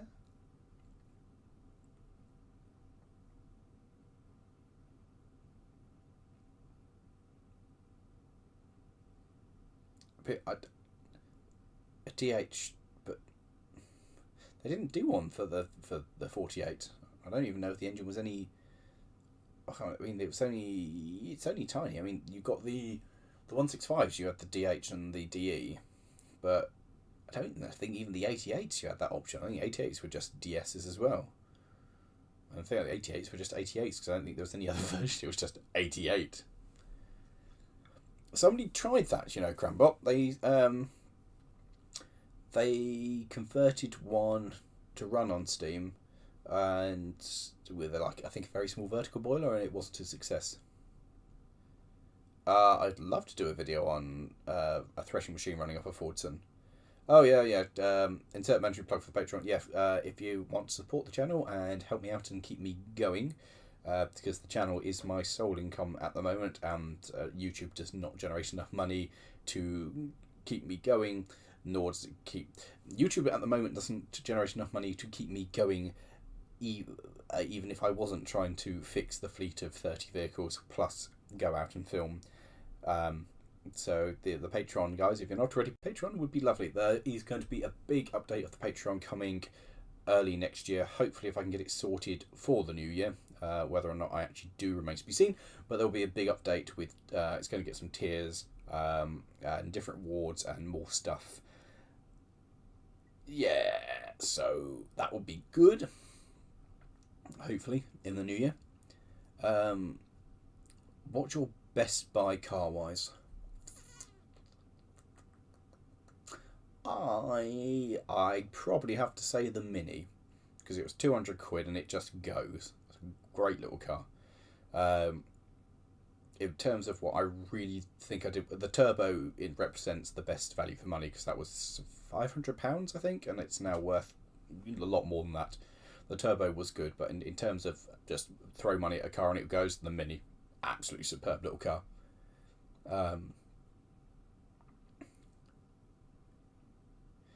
You're welcome. I believe it's in preservation at the Land Transport Museum. Is it?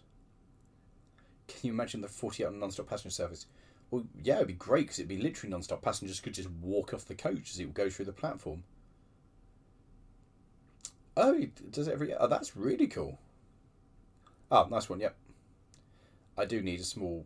I need a brake... I'd like a brake fan to go with it. I think that would be... I think a brake fan would look really good behind the 48. I'd like probably a Great Western Toad with a veranda.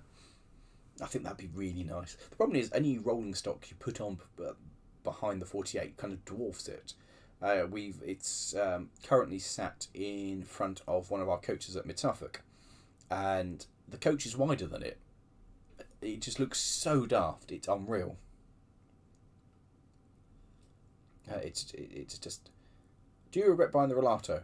No. I love my Relato. I think it's great. Would I get another? What, another Reliant? Another three-wheeler? Or another Relato? I wouldn't get another Relato because it's the one that I want, was the saloon.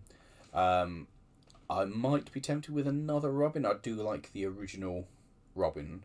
And I certainly wouldn't say no to another three-wheeler. Because three-wheelers are just stupid. So I would... Yeah, the three-wheelers are fun. So I would definitely say, yeah, I'd be up for another three-wheeler.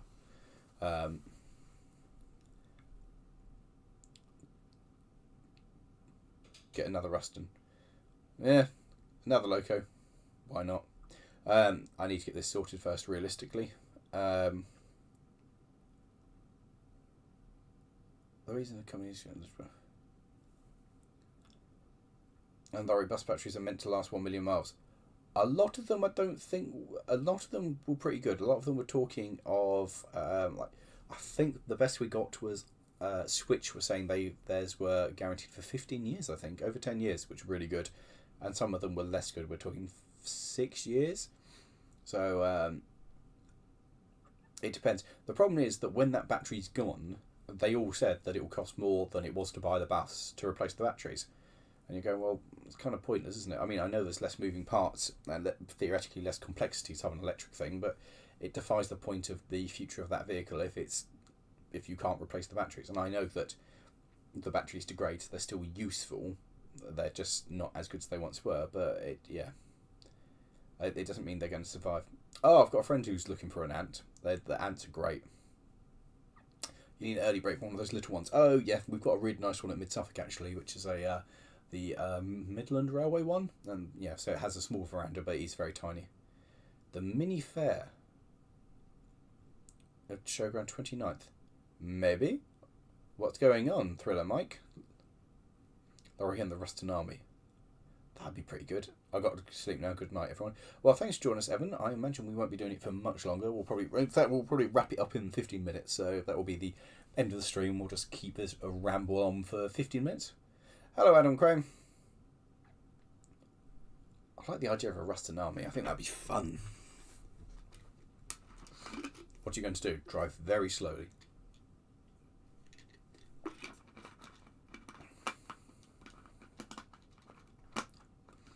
Fixed drive dry flies. Steve's Machines has an ant. Ants are cool. Ants are genuinely very cool at machines. Yes, I've still got the Morris. I was chatting to somebody the other day and we started putting a plan together to do it, which is exciting.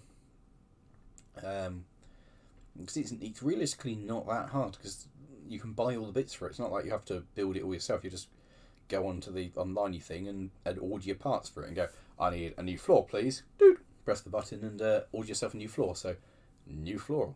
I'm not going to attack it quite yet. I want to get some other stuff back together. I want to get the NX back together again. I want to get a couple of other projects back together. Because, yeah, I don't want everything. I want to try and concentrate on one big project at a time. 22 Rustons pulling over. Yes. It's not that bad. It just needs a new floor. The rest of it's alright. Bar the inner wings. Bar and A. Apart from the A pillar, the inner wing and the floor, it's fine. Okay, Mark 1 and Mark 2. Oh, very nice. Matt will be jealous. Because they are very cool. I've always preferred the SW20s. I just think they're just cool cars, but the Mark 1s are real cool. They are a real car. They're a real cool car. They are a real car. real cool car. Yeah, I'm a big fan. And also, of course, they have pop-ups. I actually quite like all the generations. Like the Mark III is my least favourite, but it's still quite a cool car in comparison to other stuff that was out there. And police, if you want. Why would the police stop me? I mean, I haven't done anything wrong. I quite happily go to the pub in a steam engine, and the police would not be bothered. No, it wouldn't have been quicker to walk. It was more than walking pace. If you could have run the whole way, it might have been quicker. Would you let people? We can't have people to the shed. That's one of our conditions of our rent. Is we can't have people there. But coming up in the new year, there will be a community project that's launched that people will be able to come and help out to. So they won't be able to come to the shed, but there will be a project that we're working on that people can come and be part of, which is exciting.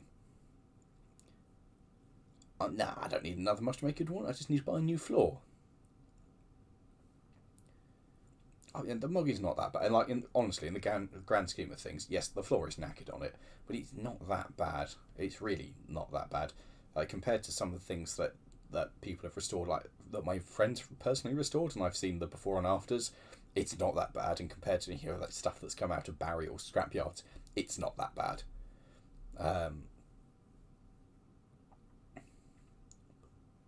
See if you're drinking and driving. I think if you're driving a piece of heavy machinery, you're not going to go and get drunk when you drive it. On the other hand, it doesn't go very fast. I mean, based on that, though, I don't drink, so I'm not that bothered. The 106 is on my list to do. I want to get it hopefully done this year. The NX, I want to start, not this year, next year. The 106 and the NX are my projects for next year. Haven't touched the Dodge, although I want to have a go with it. But yeah, the NX is my big project to get back together again because I really like it. It's just a silly little car. I've got SW seats in my Micra. Oh, nice. That's an interesting little seat to have. I think Project Binky's awesome. Would I have one of the Invercars? Oh yeah, they're awesome. I totally would. I think they're also. The Dodge, again, the Dodge in the grand scheme of things isn't that bad. It's the floor's knackered, but the rest of it. If the rest of the Dodge was as bad as the cab, I'd be like, yeah, it's knackered. But the rest of the Dodge is solid. It is just literally a rusty cab, of which I've now got the made component for it. So. It's not that bad. It's just time. The big thing with the Dodge, more than anything, is time and effort. It will be a lot of mucking around, but there's nothing particularly difficult with it, because the most important thing and the most worrying thing about it is sorting out the wiring. But it's okay because Morgan remembers how he took it apart. Yes, that's one of my favourite clips of looking through the floor and being like, oh, that's bad. She'll be fine. It'll be. I do want to get the Dodge done at some point, but it's a big project. But hopefully, I want to get welding. I want to actually learn to weld properly, and then I can just sit with a welder and start welding it up. I think the big thing with Dodge is making that making the first cuts to remove the front to sort it out. It's just a lot of stuff. But the floor's not too bad, really. It's just a piece of plate, so with a bit of strengthening in it. So I don't think it'll be that bad. The worst thing is the cross member that runs underneath it is rotten. That's going to be a pain to fix. Apart from that, it's not too bad.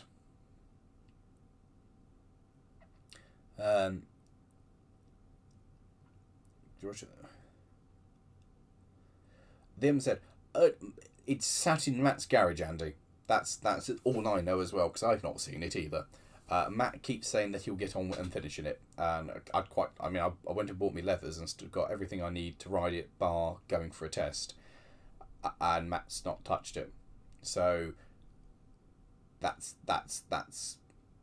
yeah, that's all I know about it. It's just sat there. We need to apply to get its number plate, of which for that Matt needs to get it running. That's as far as it went. So hopefully Matt will get on with it this year. I hope so, but can you record a video of Reliant spare scrappers? What? What do you mean? What do you mean, Luke? Is Morgan's memory reliable? No, I don't think so. I think he's got a clue, but it's going to be fun when we get down to it. Yes. How long do you get a sponsor from Raycon? Until somebody gives him... until they want to? I'll take whatever sponsorship people are going. I am up for sponsorship right now because sponsorship is good and it gives us money. Money keeps the channel going, and that's important because if the money doesn't come in, the channel won't go, and that's a terrifying concept at the moment. There's it needs to start paying its way because I can't keep affording to do this and not earning a lot. Yes. Mini fairs are straight trade stands and auto jumpers and club stands with the owner of Mini and Minis. Ah, fair enough. Sounds like something that Charles would be interested in. Charles? Mini show? Minis? Maybe? Maybe. I wonder if they got a bonnet. If they got a nice blue bonnet I can put on my car so it doesn't look so scuffed. That would be nice.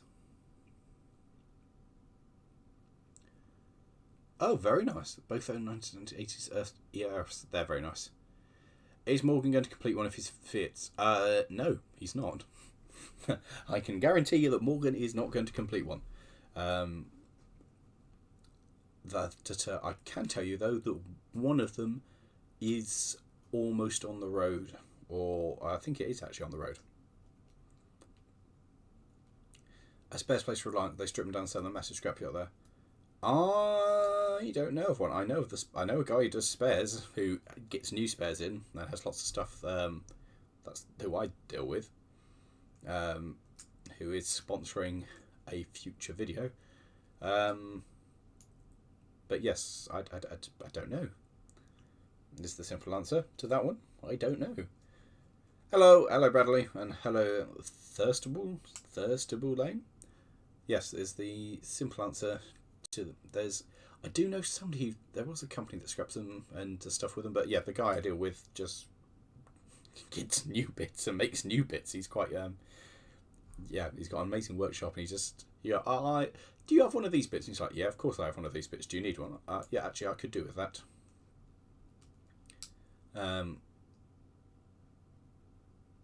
Yeah.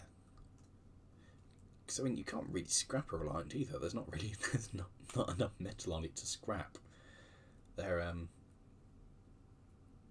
yes. That's it. So, are you doing Christmas Eve? Yes, we are.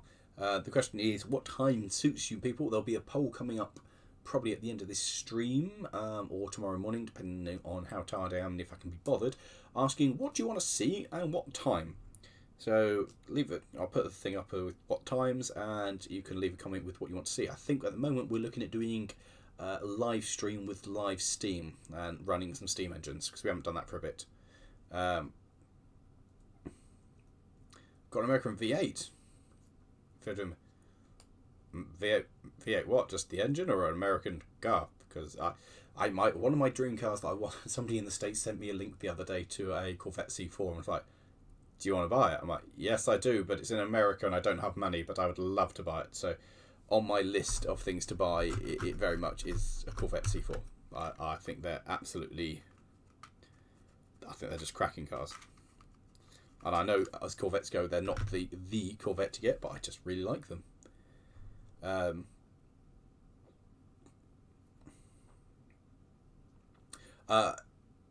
it going? Yes.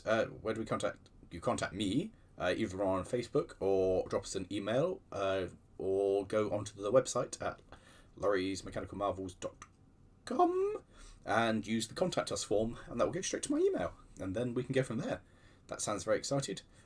Next Lawrie Goes Loco is Thursday, which is exciting. It's a very old engine travelling on a very long railway.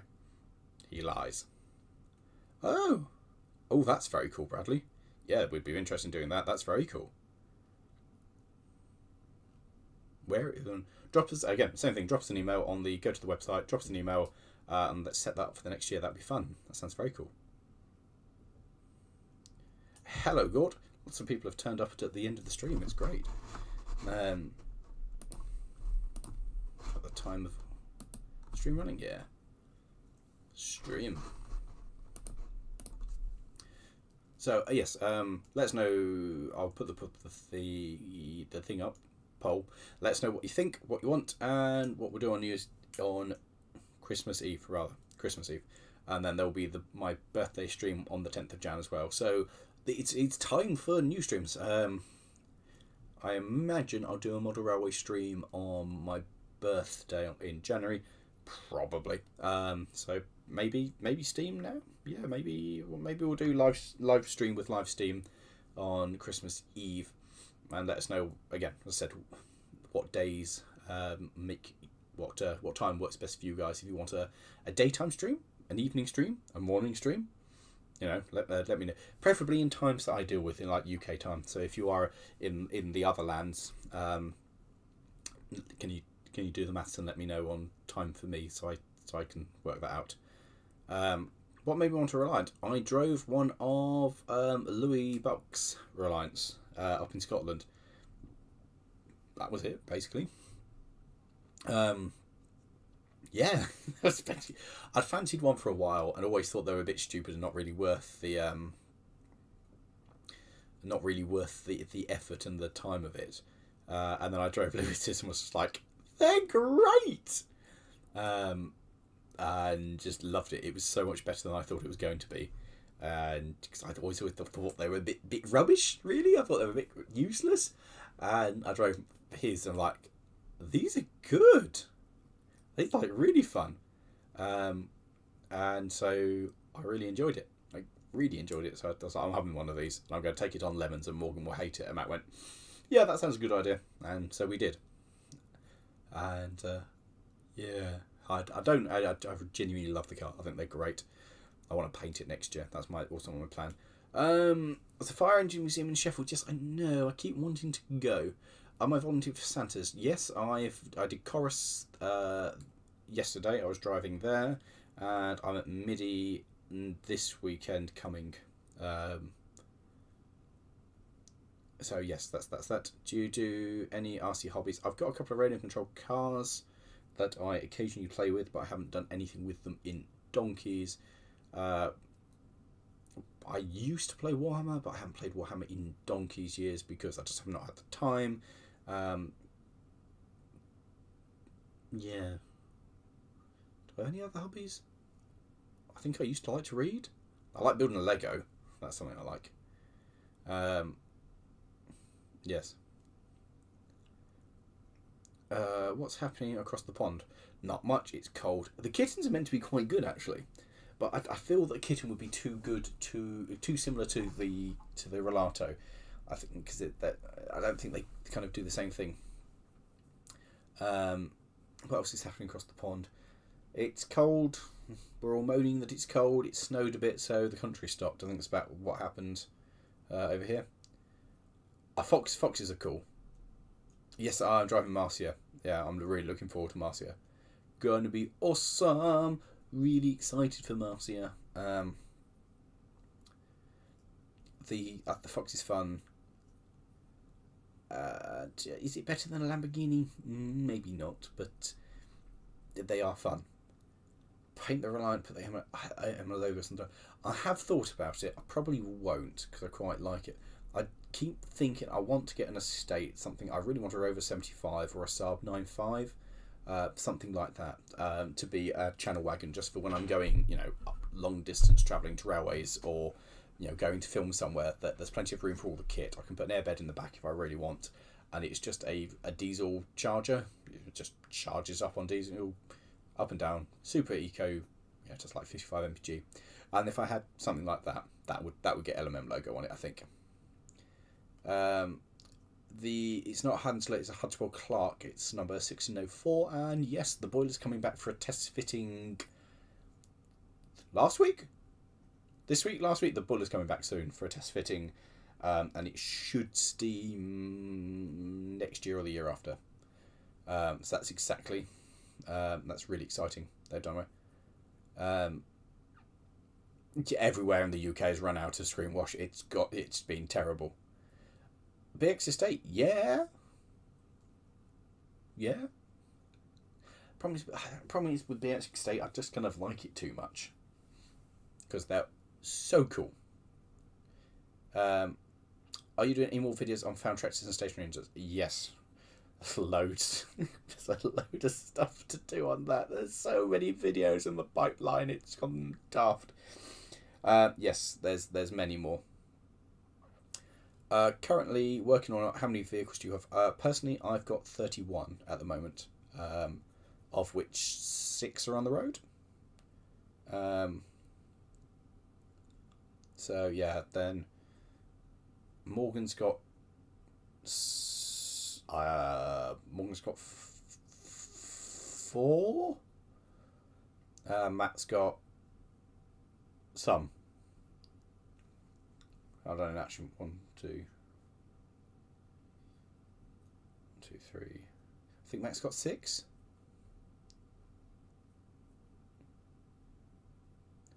Yeah, no, it's got silly.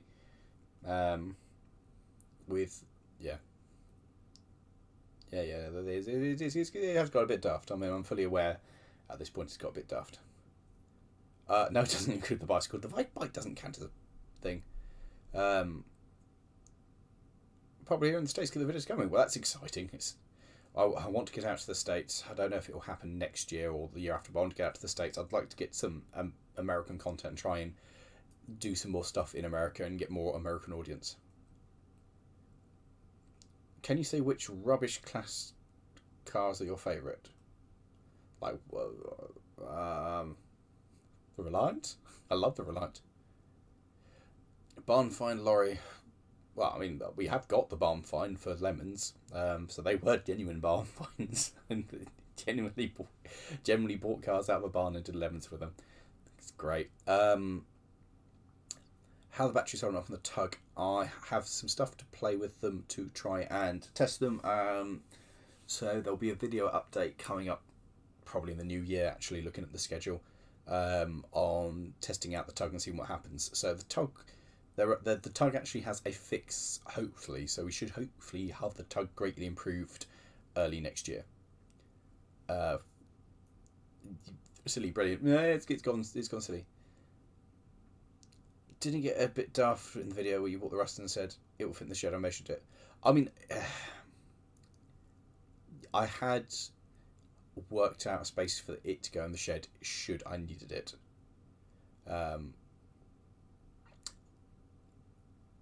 It's not a motorised. It's not a vehicle. Vehicle has an engine in it. A bike is a thing. There. Pedestrianised vehicle. No, that doesn't count at all. If it does, then does a scooter count then? Like a pedal, a ride-on scooter, not a petrol scooter. Yeah, two cars went for scrap. 3. My first Metro ended up going for scrap. Because it was knackered. I'm just beyond doing anything with. And my first MR2 ended up going for scrap. Yeah. That was the end of that. What made you want to start for surfing?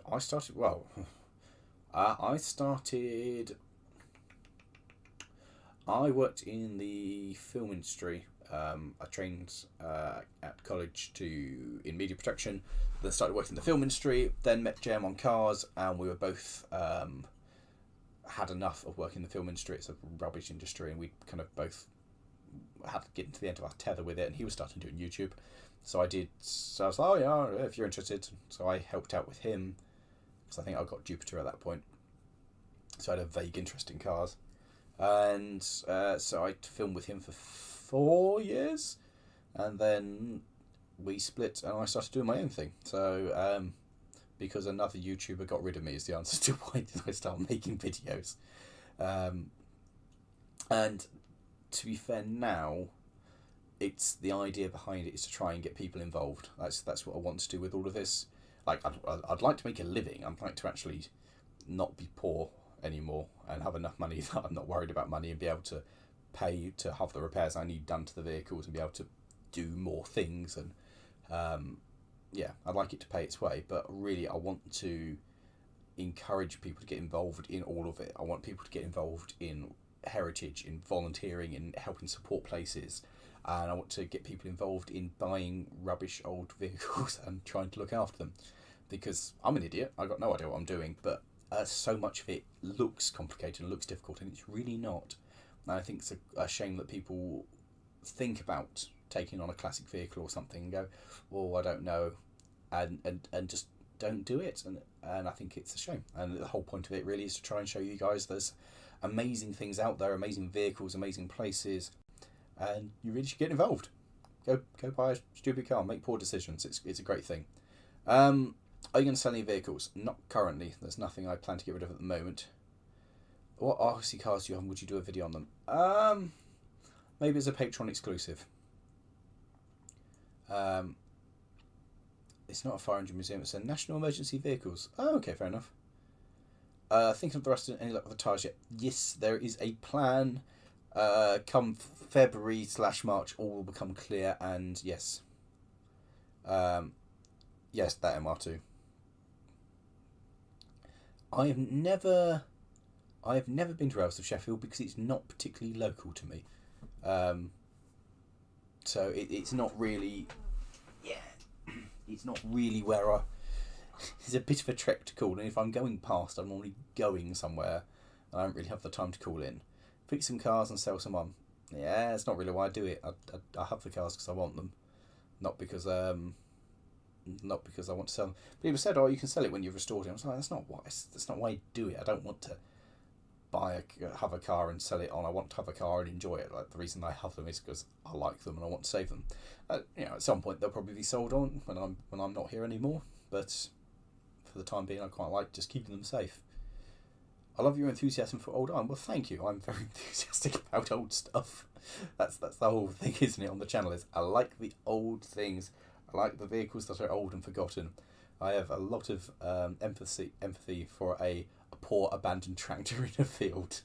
I look at that like, oh no, that needs to be saved. That needs to come home. So any vehicle that looks sad, I'm like, I want it. I have a Ford Major, yes. Found her in a hedge. Good thing. Does the engine turn? That's the big question. If the engine turns and it's diesel, it'll probably go again.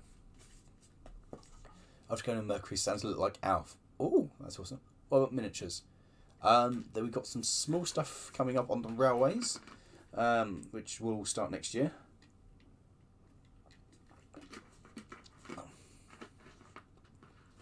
Yes, I do know. They sent me a picture of the 48. Yeah, we've got some. Oh god, I've got some 7 1/4 coming up. I think I've got some 10 1/4, some 7 1/4 coming up. There's a 5-inch that I'm meant to go film, but I haven't filmed it yet. So there will be miniatures coming up. So we're excited to do some more miniature stuff. Oh yes, it ran. Oh, super. Yes, and I have seen the 48. I think they asked. One of them they asked for permission with, and I have seen 1 or 2 others that I've seen as well. Hello, Foxfield Railway. Looking forward to Merry Christmas to you as well. Yes, and looking forward to plans for next year. Very much looking forward to it. Very excited. Good railway, good bank, lots of cool stuff. Excited, very excited. So that'll be fun. I have given nothing away there as well. I think I did that rather cleverly and nothing given away. All clear, cool, under control. Moving swiftly on. Any more questions? No, that's the piece of it. Who's been to the Foxfield Railway then? Just interrupting interrupting the flow of questions.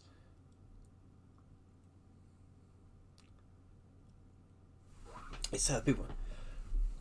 Pastilles. Well, I think it's very true. It's sad that people forget how the things. The other big thing, we were having a discussion the other day with some of my friends, and we said that what do we think the future classics are going to be, like the cars of today that will survive?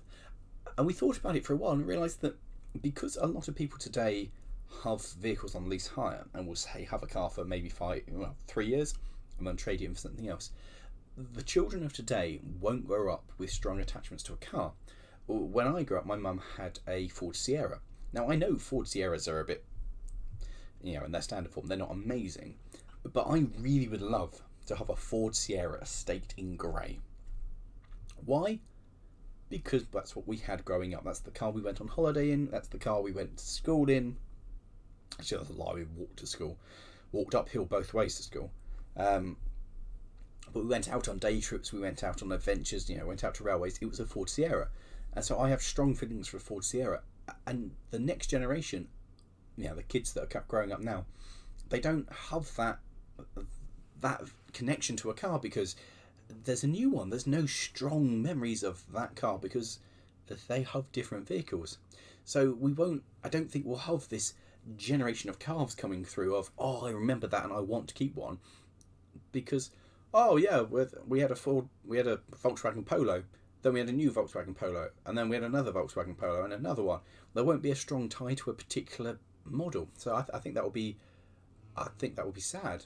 And so I don't know where we're going to go in the future. I don't know if we're going to have people growing up with a strong connection to cars. So, do you enjoy walking the scrapyard? Yes, I do. I really enjoy going around a scrapyard, but every time I go to a scrapyard, I'm like, I want to save stuff. I walked around one the other day that had some road rollers in it, and I was like, they look amazing, but no. So, Merry Christmas and one time for bed. Fair enough. See you on the Christmas Eve stream. Foxfield is well worth going. Can the fire truck still pump water? The pump's in it, I just not plumbed it in, so maybe? If the pump was fully rebuilt, so the pump should work, I've just not tested it. The PT Cruiser. I'm not a fan. I'd have a diesel one, because they're meant to the diesel engine's meant to do really good MPG, and I'd have one just for the amount of hate that they have. Seasonal question. The hoodie's actually, the hoodie's doing a good job actually. The hoodie's pleasantly warm. As long as I don't go outside, in which case then it's just cold. Favourite diesel other than the Ruston.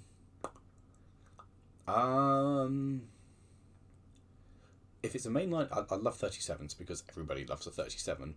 But my favourite diesel, I think, full stop, probably is a 20 in BR Green. I think they're great. Rover 600. Oh, yes. Rover 600s are cool.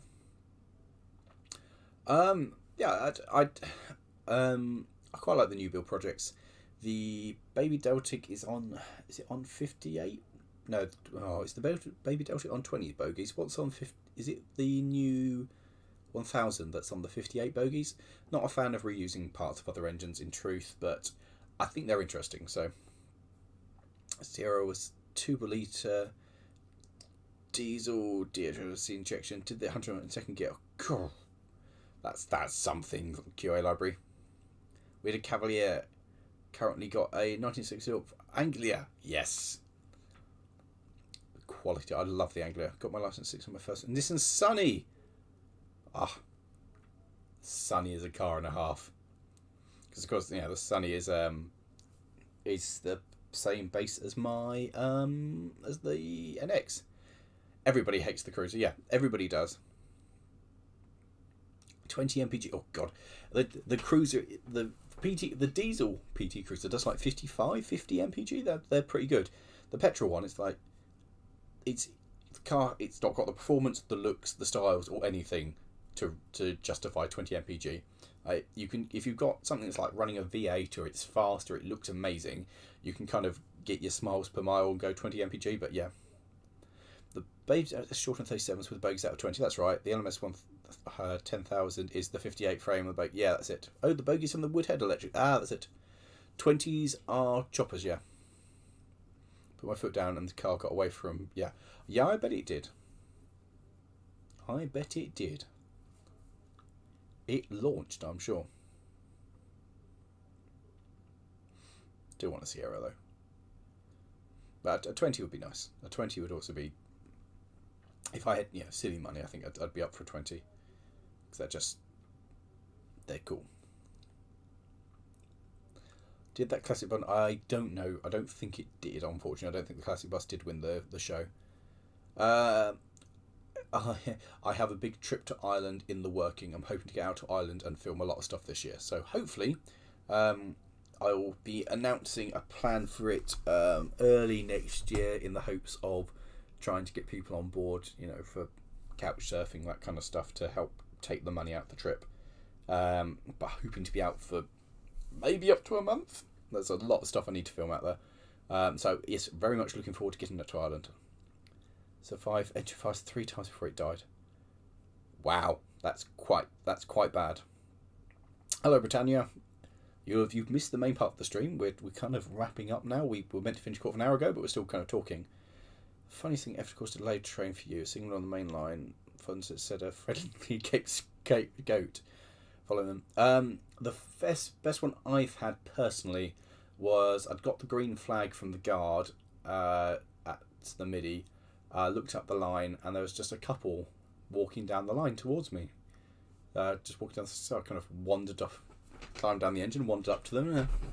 Hello there. Lovely day for a walk, isn't it? Yes, it is, isn't it? Yeah, lovely. Would you mind telling me what you're doing here? Oh, we're having a walk. I see. And at what point did you think maybe you shouldn't be walking down the railway? Oh, you didn't think that it was... you thought it was the path. You didn't think it was a railway. Yes. Well, you see, the train just over there, that would probably indicate that it's actually a railway, wouldn't it? Yes. Is the train going to leave? Well, no, because I'm the driver and I'm talking to you. So, again, I asked the question, how did you get here? Yes, you came through the gate. Well, that's interesting. It's locked. And I thought the gate before that was locked as well. Oh, it is locked. And the other one's locked. Oh, you climbed over the gate and climbed over the other gate, did you? I see. And why did you do that? Because it says footpath. I see. Did you not see the one that said footpath closed and other diversion signs? You did, but you ignored it. I see. Wonderful. Right. Do I want you to leave? Well, no. You can come and ride the train and buy a ticket now. But you shouldn't be here. It should be better signposted, should you? Most people realise that the railway is not where they're meant to be walking, I'll be honest. So that's my one. That's my Vera. I think they're out of class 77 working for the Dutch Railway. Oh, they're out of class 77, I'm with you. My dad has Austin Mini as his second car, drove it for years. When the chassis broke, he got wood and bolted it together. Oh God, no. So any engine anywhere? Any engine what? Any loco anywhere?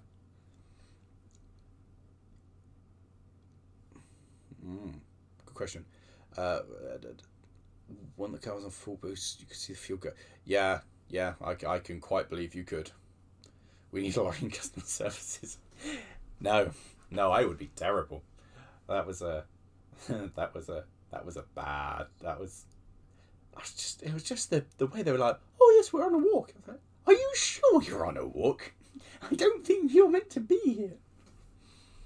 It was just lovely. I've also had my favourite, I think, in just terms of people. Somebody came up to me, and I was like, when I was still a fireman, I think, and I was shoveling coal. He's like, "Oi, mate, does he still run on coal?" I'm like, "Nah, mate. It runs on electric. It's like a big train set. That rail there is positive, that one's negative. I'm just doing this for the show." And he went, "Yeah, I thought they were. I told my mate they were." I walked. I was like, "No, come back, please come back. Don't. Oh no."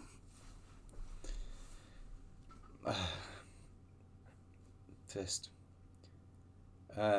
Any loco anywhere? I want a Barclay. That's my big want. Is I want a low 4.0 Barclay. That would just do me. I'd be very happy with that. Better signpost. A lock gate. Oh yes. Yeah, no. Just 2 gates they climbed over. The loco that day, I think, was our Bagnall. I think it was our Bagnall. The general public are not the brightest.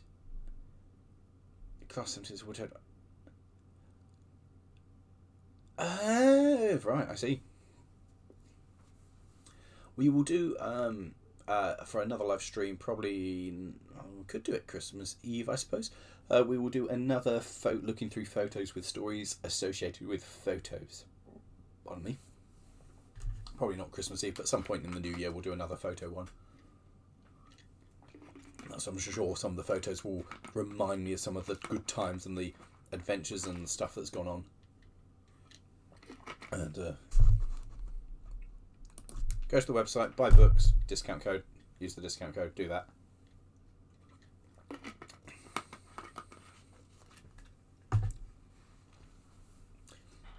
I don't want every small loco, I just want a selection of small locos.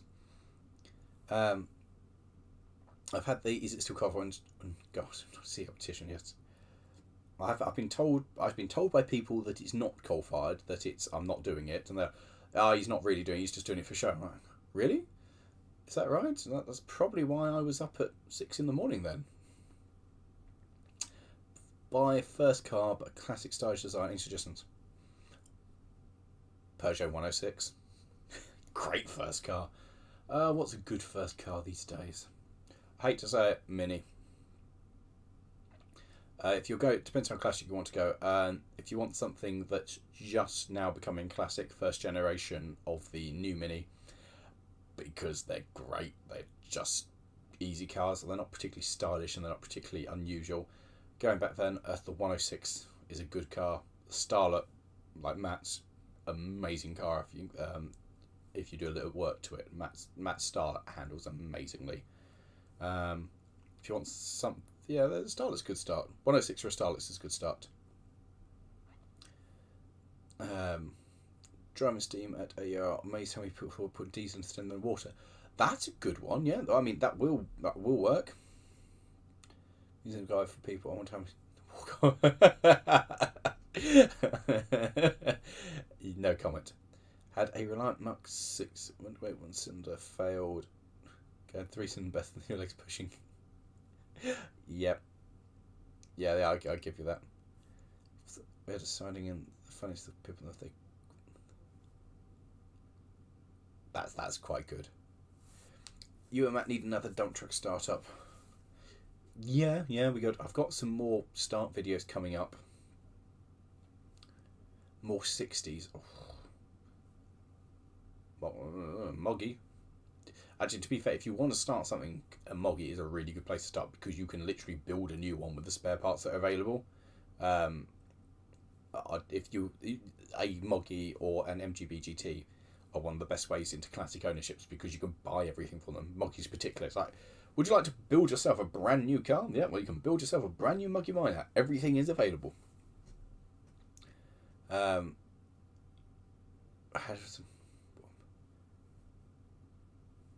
Put the hand on the barrel. That's good.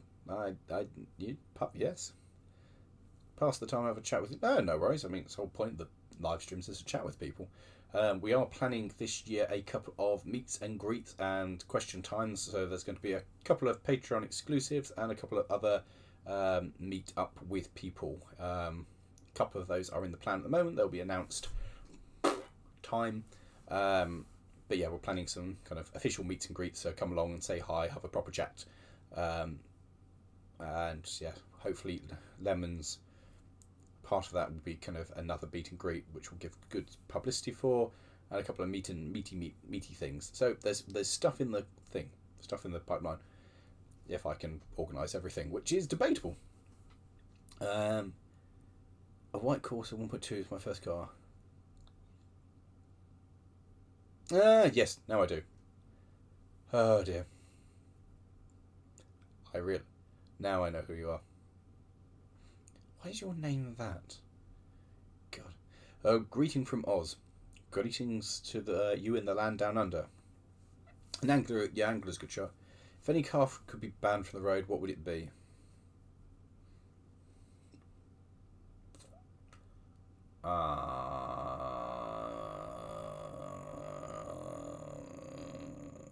I don't know. I don't think there's anything that should be banned. I don't think there's anything banned. I'm in Suffolk. Ipswich in Suffolk. That's where I am. Never seen an engine and moves upon the hand away. Yeah, I bet they did. Will we take over Dent again? Probably not Dent, but there are plans for things we're doing and places to go. Playing on a couple of meetups of places. Hello to Queensland. Oh, cool. Hello. Because it's not my YouTube. I used to know for social media, but not anymore. I don't think anything confuses me more than people who have multiple usernames on different social media. You're like, oh, you're the same person as this. It is very confusing.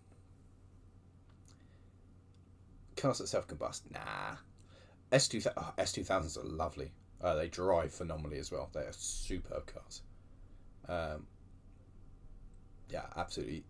A friend of mine's got one, and it is just glorious. Absolutely, yeah. Super machine. Super. Very. Yeah, the Duke is hideous. Do I like transport like train and buses? I like trains, but I like old trains. Don't necessarily like new trains. In fact, most new trains leave me very cold. Anything's EMU, I'm like, yeah. And modern buses, not particularly interested in either, to be honest. Maybe the whole idea was to confuse you. I like the idea that you've gone out of your way to create different social media handles just to confuse me. That makes me amused. That does. The Duke's just, it shouldn't be outlawed, it's just unpleasant. It's a bit like the Qashqai, it's just a bit, you look at it and go, oh. Anything that is absolutely awful. Yeah, actually, I do know what the Lamborghini SUV and the Lotus SUV, they should be outlawed. There you go, that's my car's outlawed. Just because it's so not what particularly Lotus. Lotus should not have an SUV because it's not what the brand's about. And I know that's where everything's going and everybody wants sporty SUVs, but it's just not it's just not the car. The orange is great. Anything planned for up north?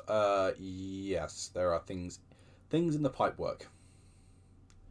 I've met Ian a couple of times. I spent a fair amount of time on his stand at the NEC car show, whenever that was. So yes, I've met him a couple of times.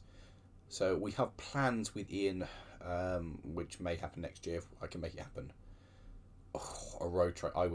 The road train is one thing that I think if I was given, I would just get rid of it. Oh, I do not like the Lambo SUV. It's horrid. Yeah, but it could be anybody making up the name of your layout. It doesn't necessarily be just because it's the name of your layout doesn't mean that it's going to be you. I really was contemplating one of the Hatton's A3s or A4s and O's because I was like, I haven't got anywhere to run it, but I know somebody who would be able to run it. I was just thinking of turning up with it, being like, "Hi, can I run this at the scale of speed?" But I didn't because money. So that didn't happen. I think they're sold out now as well. They did sell very well when they were like £300.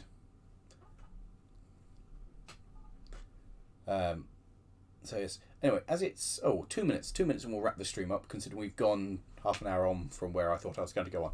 So a Chevy Colorado. Oh, nice.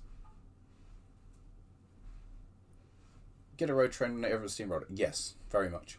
So 2 minutes and we'll do. Oh, in fact, I can do this. I've made it official. There we go. Oh, there's. I would love to see an A4 Gold as well. There's a couple of decent Lambos, aren't there? The Mira's lovely. The Diablo, the Countach.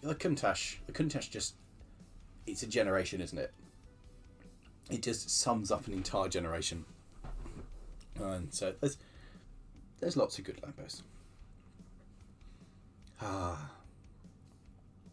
like these pictures. All of them's got memories attached to it. Want to get the old kit for the Engage Albert Garrett's? Yes. I think an A4 would fit on Skull, but it wouldn't go anywhere. It would just be on there. I don't think you'd probably just about get the whole thing in the scenic area, but it wouldn't fit in the fiddle yard. It would be awful. It would just pull out and be amusing, and that would be about as far as it would go. So yeah, that's that. And yeah, no worries. Thank you for joining us. So as with that, we'll wrap it up. Thank you everyone for watching. Hope you enjoyed the books. Go click on the place and see the books with the bookie places. Buy yourself some books, and we will see you Christmas Eve. Yes, Christmas Eve for the next stream, which at the moment I think we're looking at doing live stream with live Steam for Christmas Eve. Let us know what time we want, guys, and we will do it then. And if you're not joining us for the live stream, Merry Christmas and a Happy New Year, and we'll see you then. See you then. Oh, and that on the clock is the end. Would a Midland 6-wheel coach from Skull? Probably just about, but I guess we'd have to test that one.